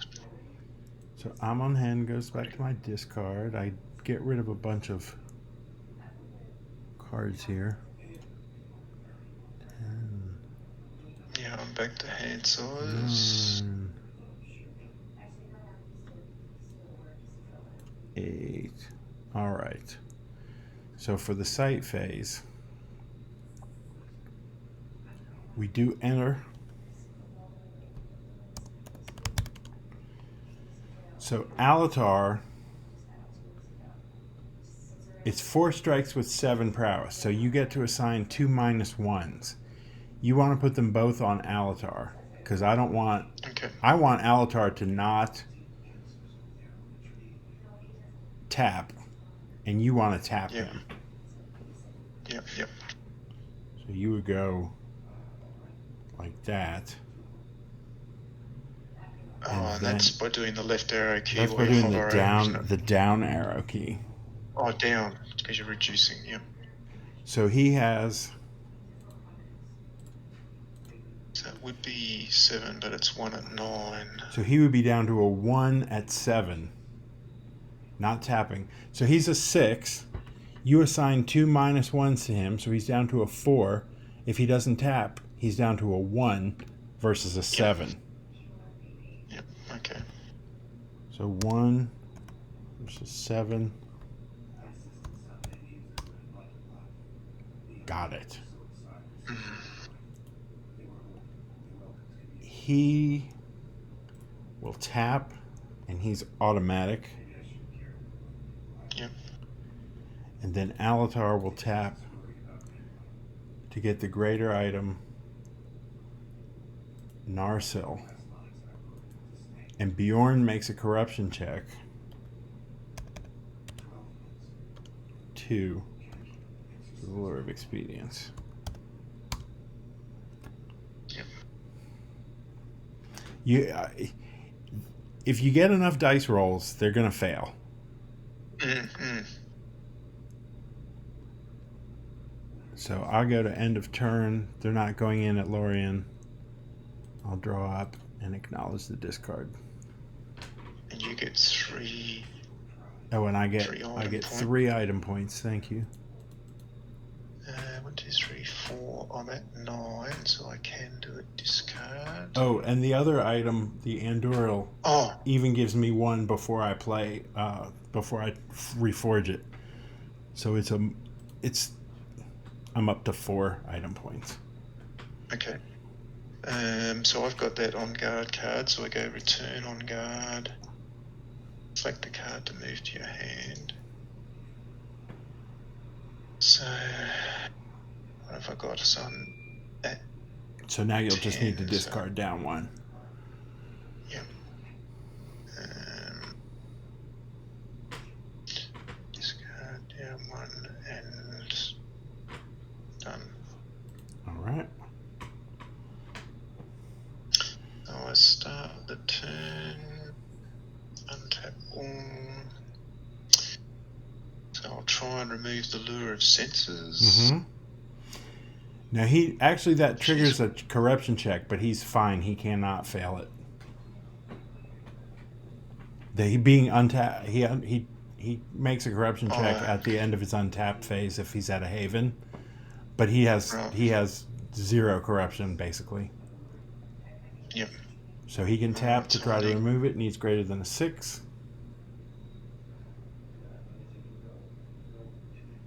God damn it.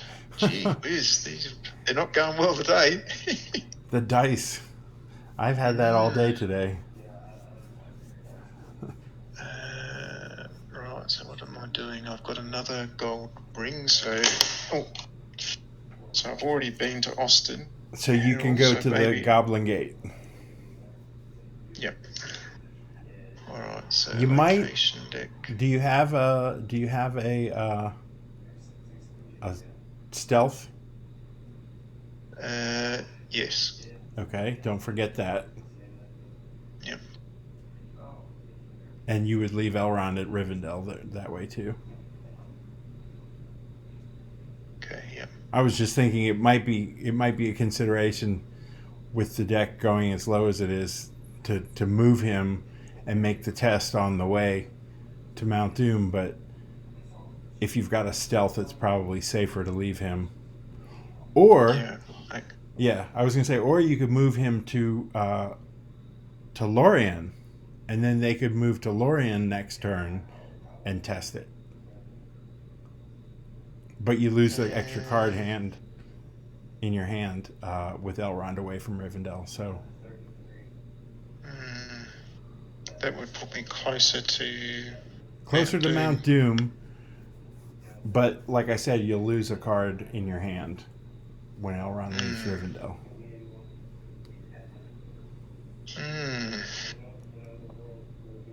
Plus he's got to move. How close are you to... But it's different for you, isn't it? Because the consideration is when you get to 20, you can call the free council. Right. And you're getting double for faction. Yeah, you need to... You're playing an all or nothing game here. And I'm running out of time because you're getting close to calling. You don't even have to forge if you didn't want to. You could just about... I want to go for the thematic. As long as you can get the points. I want to go for the thematic. I need it. I need to make it work. I think I'm going to go cautious. So I'm just going to leave him at... All right. And use your stealth, and move them to Goblin Gate. Oh, I've already got the card. Yep. So that goes on lookout 9.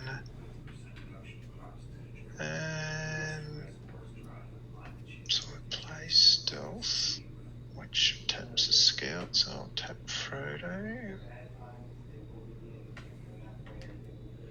So no. Wait, he's got a... Did you not discard the ring when he tested it? I thought I did, but I'll discard it now. Yeah, I was going to say, I realized he still had a ring. I was like, wait a second. Yeah, no, that's not right. I'd say test it again. Not so quick. Right, so that's the organised. Now what's happening with the long event? So my long events come off. Your hazards come off. So that will stay on till my next long event and then phase. My new long event resources go on. So right. Yep. So into the movement hazard phase, and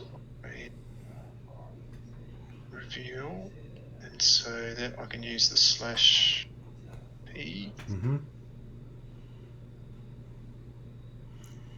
So you could draw all your cards if you wanted. You've got 2 wilderness you're moving through, so you draw 1, and you could actually draw 2 more if you wanted.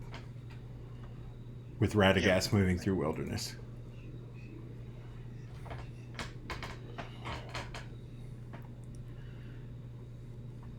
Right. And I have a hazard limit of 2, but I cannot play creatures. But I will play a river on the site.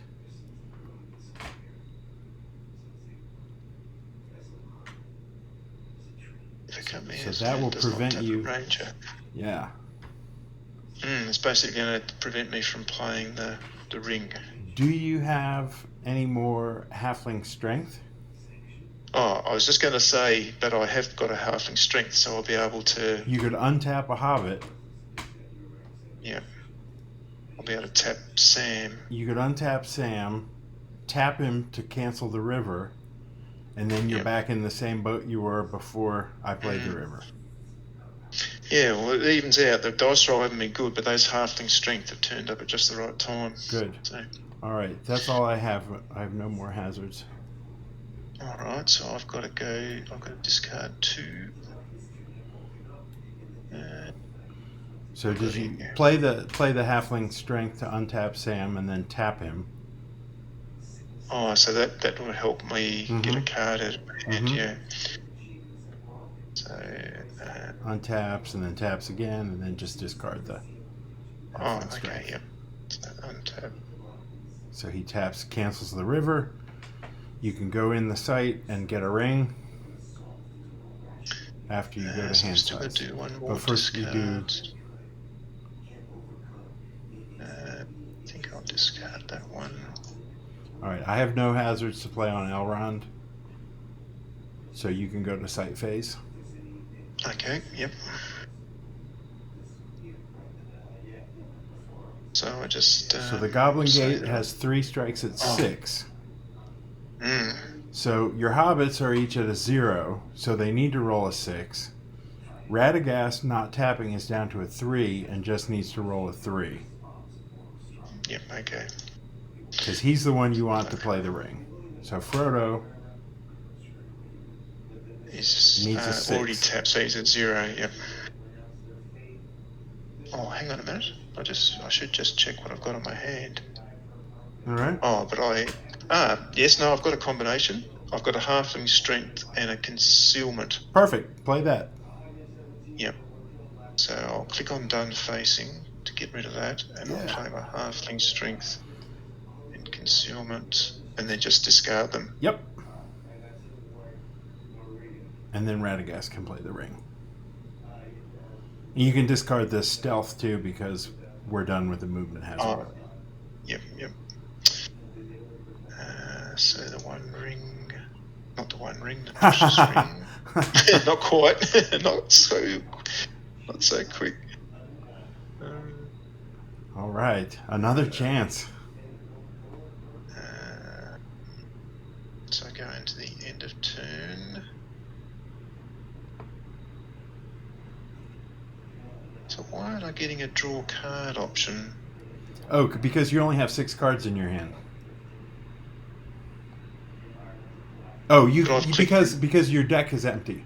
Your play deck is empty. You need to redeck. Okay. /re-deck.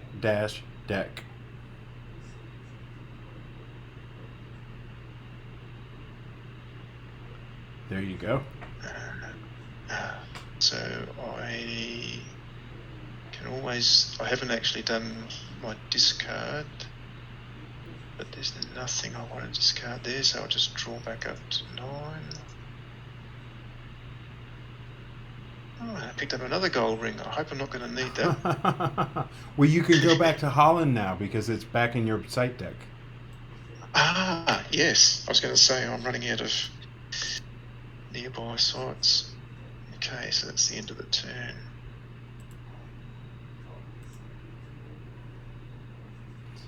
All right, I've got to get rid of some corruption over here.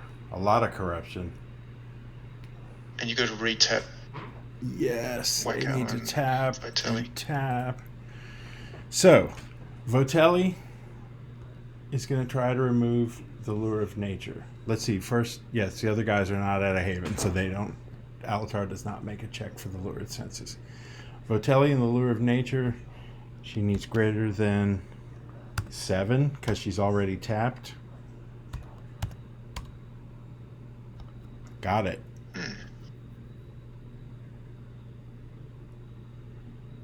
Sorry. Yep, that's me. Alatar is going to tap to remove the Lure of the Senses. He needs greater than a 6. Got it. My rolls are working this game. Just before you do that, Uh-huh. did you have to do a corruption check for Alatar? No, because he's not at a haven. Oh, he's not at a haven. He's not at a Yep, haven. I caught up.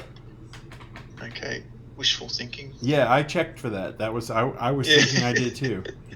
Bjorn, you're tapping on my guys, getting rid of all this corruption though. Bjorn is going to tap to remove the lure of expedience. He needs greater than a 5. Yep. No. I was going to say that would have been too good to knock every corruption card off in one turn. So, now that we're at Lorien in the organization phase, Wako is going to store the Reforging. So he'll be able to untap next turn. Yep. So Reforging goes in my point pile, and Anduril will do the same.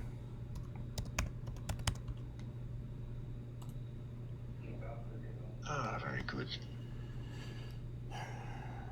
And Hello. we're going to go. And does that put up your... No, points don't Points change total? any. The extra Anduril points come when it gets attached to Narsil. Oh, okay.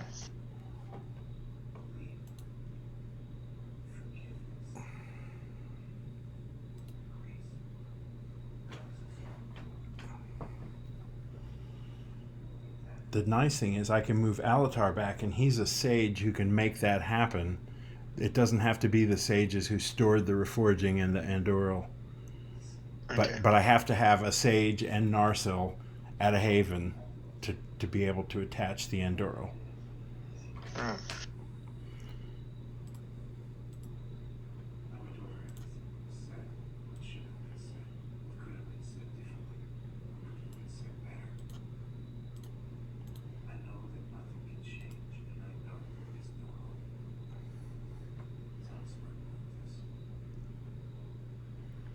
All right.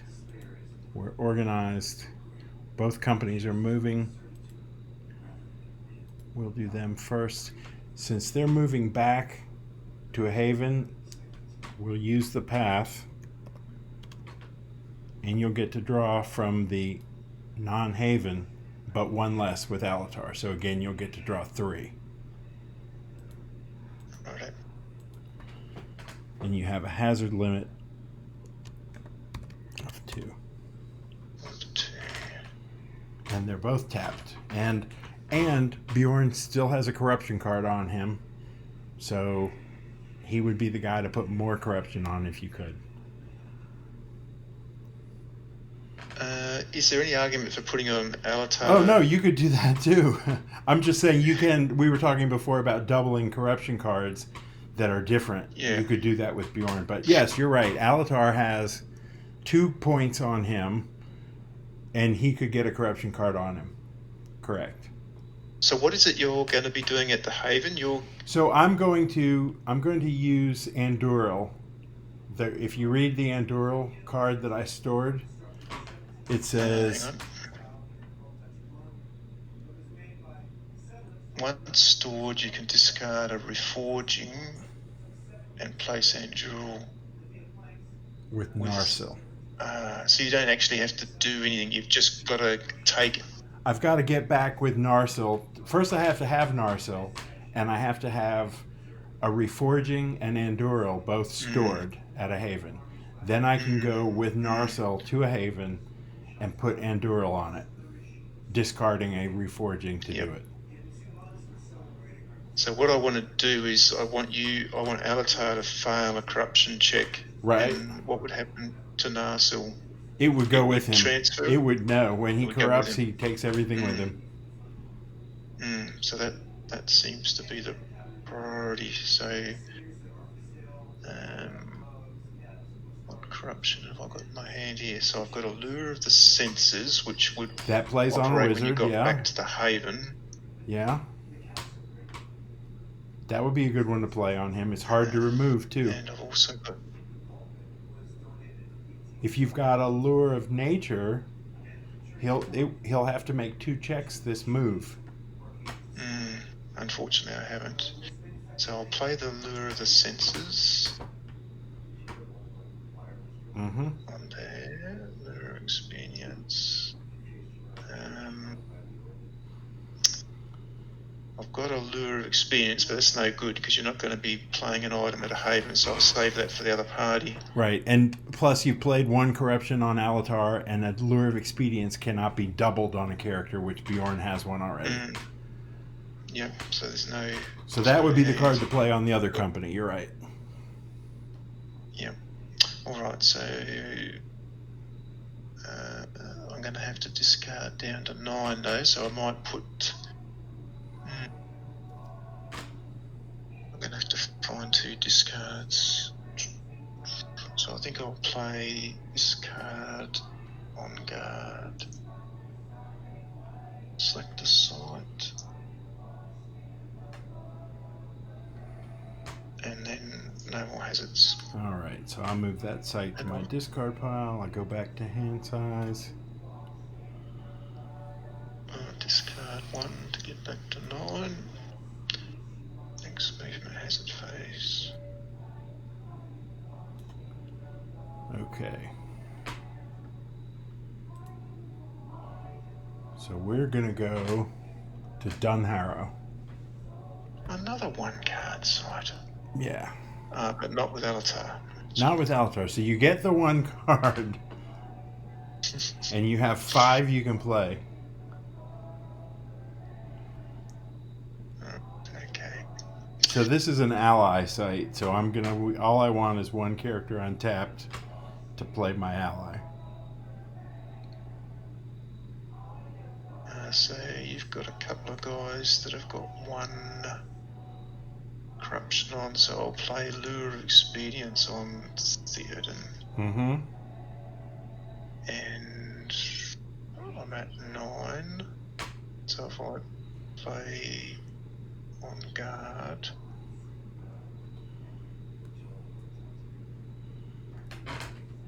and no more hazards, so I draw back to 9.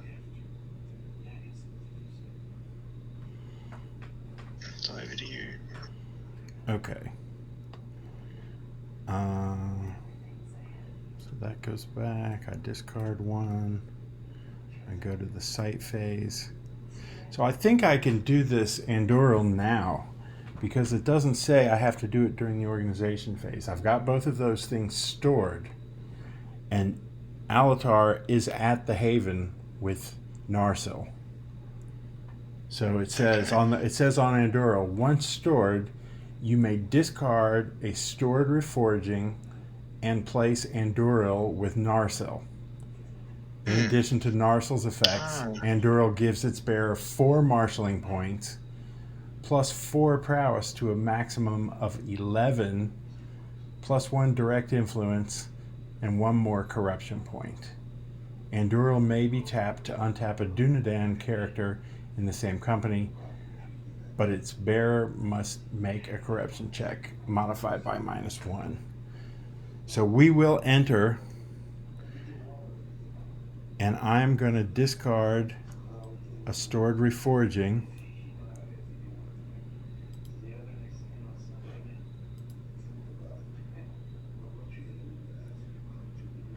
Actually, let's do it this way.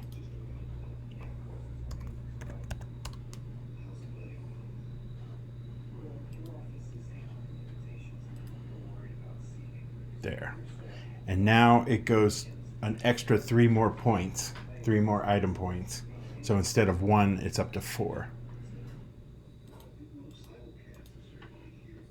Okay. And then at Dunharrow,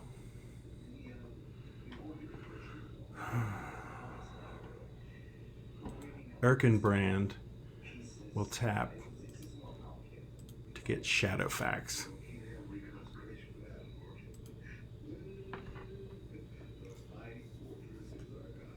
So I am not going to call the council. Let's keep playing.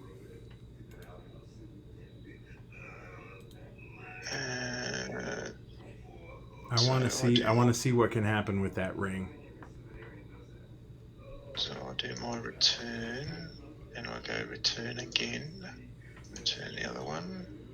So I'll let you get set up. I need to run away from the keyboard just a moment. I'll be right back. Right. I'm at 11. I can always discard one. Wake of War's on the table, but it's going to go.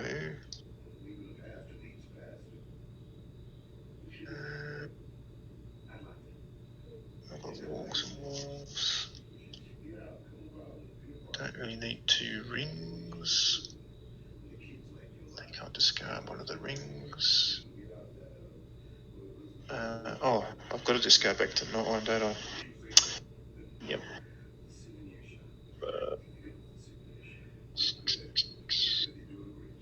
Discard that one.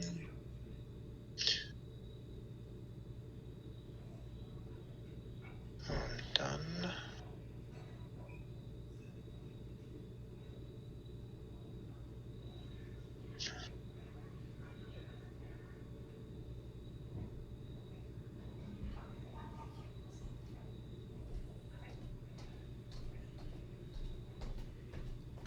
All right, I'm back. I didn't feel like I was abandoning you. I felt like I was giving you a chance to think through your turn.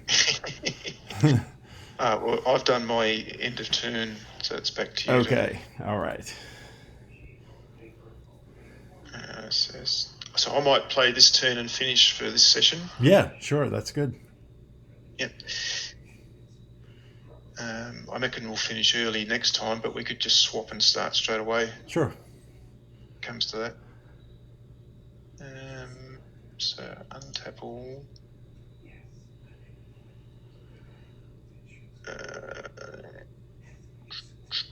So I've got the ring, but I've got to go back. Oh. Yes, I've got to go back to the Haven. So first of all, we'll try and get rid of this Lure of the Senses. Mm-hmm. Tap Sam. Is it greater than a 6? Got it.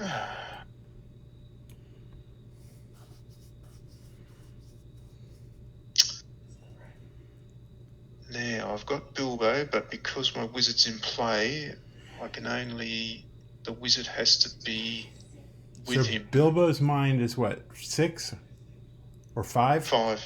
5. Elrond, if Elrond had one more direct influence, Elrond could bring him in under his direct control. Elrond could bring any character in up to a 4 mind. Even though the wizard's not there, they could come in under Elrond's control. But you're right. Bilbo is too high-minded to be able to be brought in by Elrond, so the wizard would have to be there. So you're going to move there. You can bring him in next turn, or you can just not worry about it. Yep. So I'll grab the Rivendell card.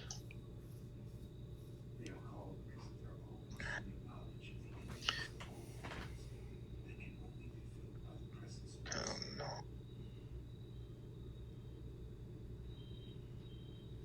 Got a concealment, but I haven't got a stealth. So now, again, what you were saying last time, I should transfer the precious gold ring to Frodo in anticipation. Mm-hmm. Mm-hmm. Smart move. And there's no corruption check because he's got a 1-point item and he's got a +1 to his roll. Yep. So just checking my cards. So I'm organised. So my resource come off. My opponent's hazard long events come off, but there aren't any, and I've got no new ones, so I'm into the movement hazard phase. And I reveal back to Rivendell, so I can do the /P. And again, you can draw 3 cards if you want. You want to get more of those halfling strength back in your hand if you don't have any now. Yep, I haven't got any, so So I draw 2. You can draw 3, moving through the 2 wilderness. yep. And yeah, so you've got a 2 hazard limit, double wilderness.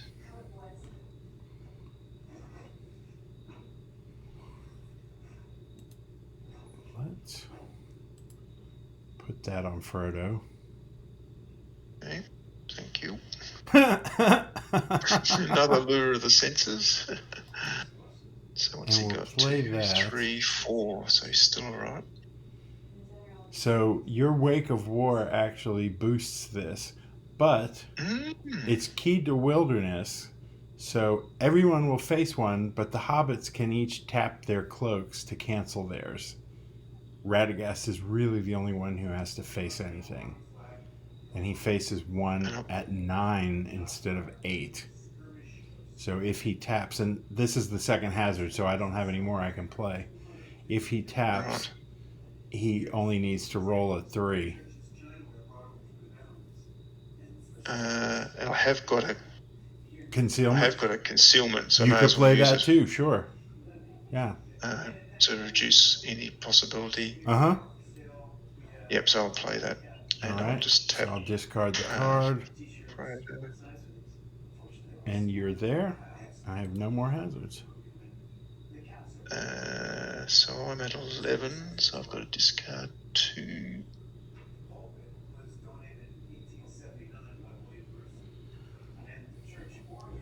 And then I have no hazards on Elrond. Okay, so I go into So they can join up. You can do your ring test now. Again, you get 2 rolls. Before you do, think about whether you want to try to remove that Lure of the Senses before you put all the extra corruption on him. Nothing is going to trigger. Well, yes, the Lure of the Senses will trigger at his untapped phase. So it might be smarter to wait and let him. He'll pass that check automatically, but if he has the 1 ring, he will not pass it automatically. He'll have to make a roll. I'm just seeing what I've got to help him. I've got a friend of 3, which would give me a +3. +4. Still. Because Elrond is there. It counts all the characters, including the character making the check. And I've got an old friendship, which is a diplomat only. But the Radagast is a diplomat, and Elrond is a diplomat. Does it say for a corruption check in the diplomat's company, for a character in the diplomat's company? Yeah, in the same company. So they can. But I really want to save these, don't I? You want to save something for the cracks of doom. So I think I like your idea. I think I'll just wait. So he makes an easy passable automatic corruption check with the Lure of the Senses next untap phase at the Haven, and then after that you try to remove that corruption card, and then you test the ring. Yep, that's what I'll do. Yep. Okay, so I've got 9, so nothing's happening. So I go into the end of turn. And there's no real reason to be wanting to play Bilbo. Friend or 3? Because it'll add to that. Yeah, so I don't want to discard him. So I think I pretty well want all these cards. So I'll just, I'm at 9, so I'll just acknowledge. All right, and I'll discard and draw and say done. And if you want to stop, we can stop here. Yeah, I will. That'll be good. All right. Yeah, you see, it's tricky to get a 1 ring out.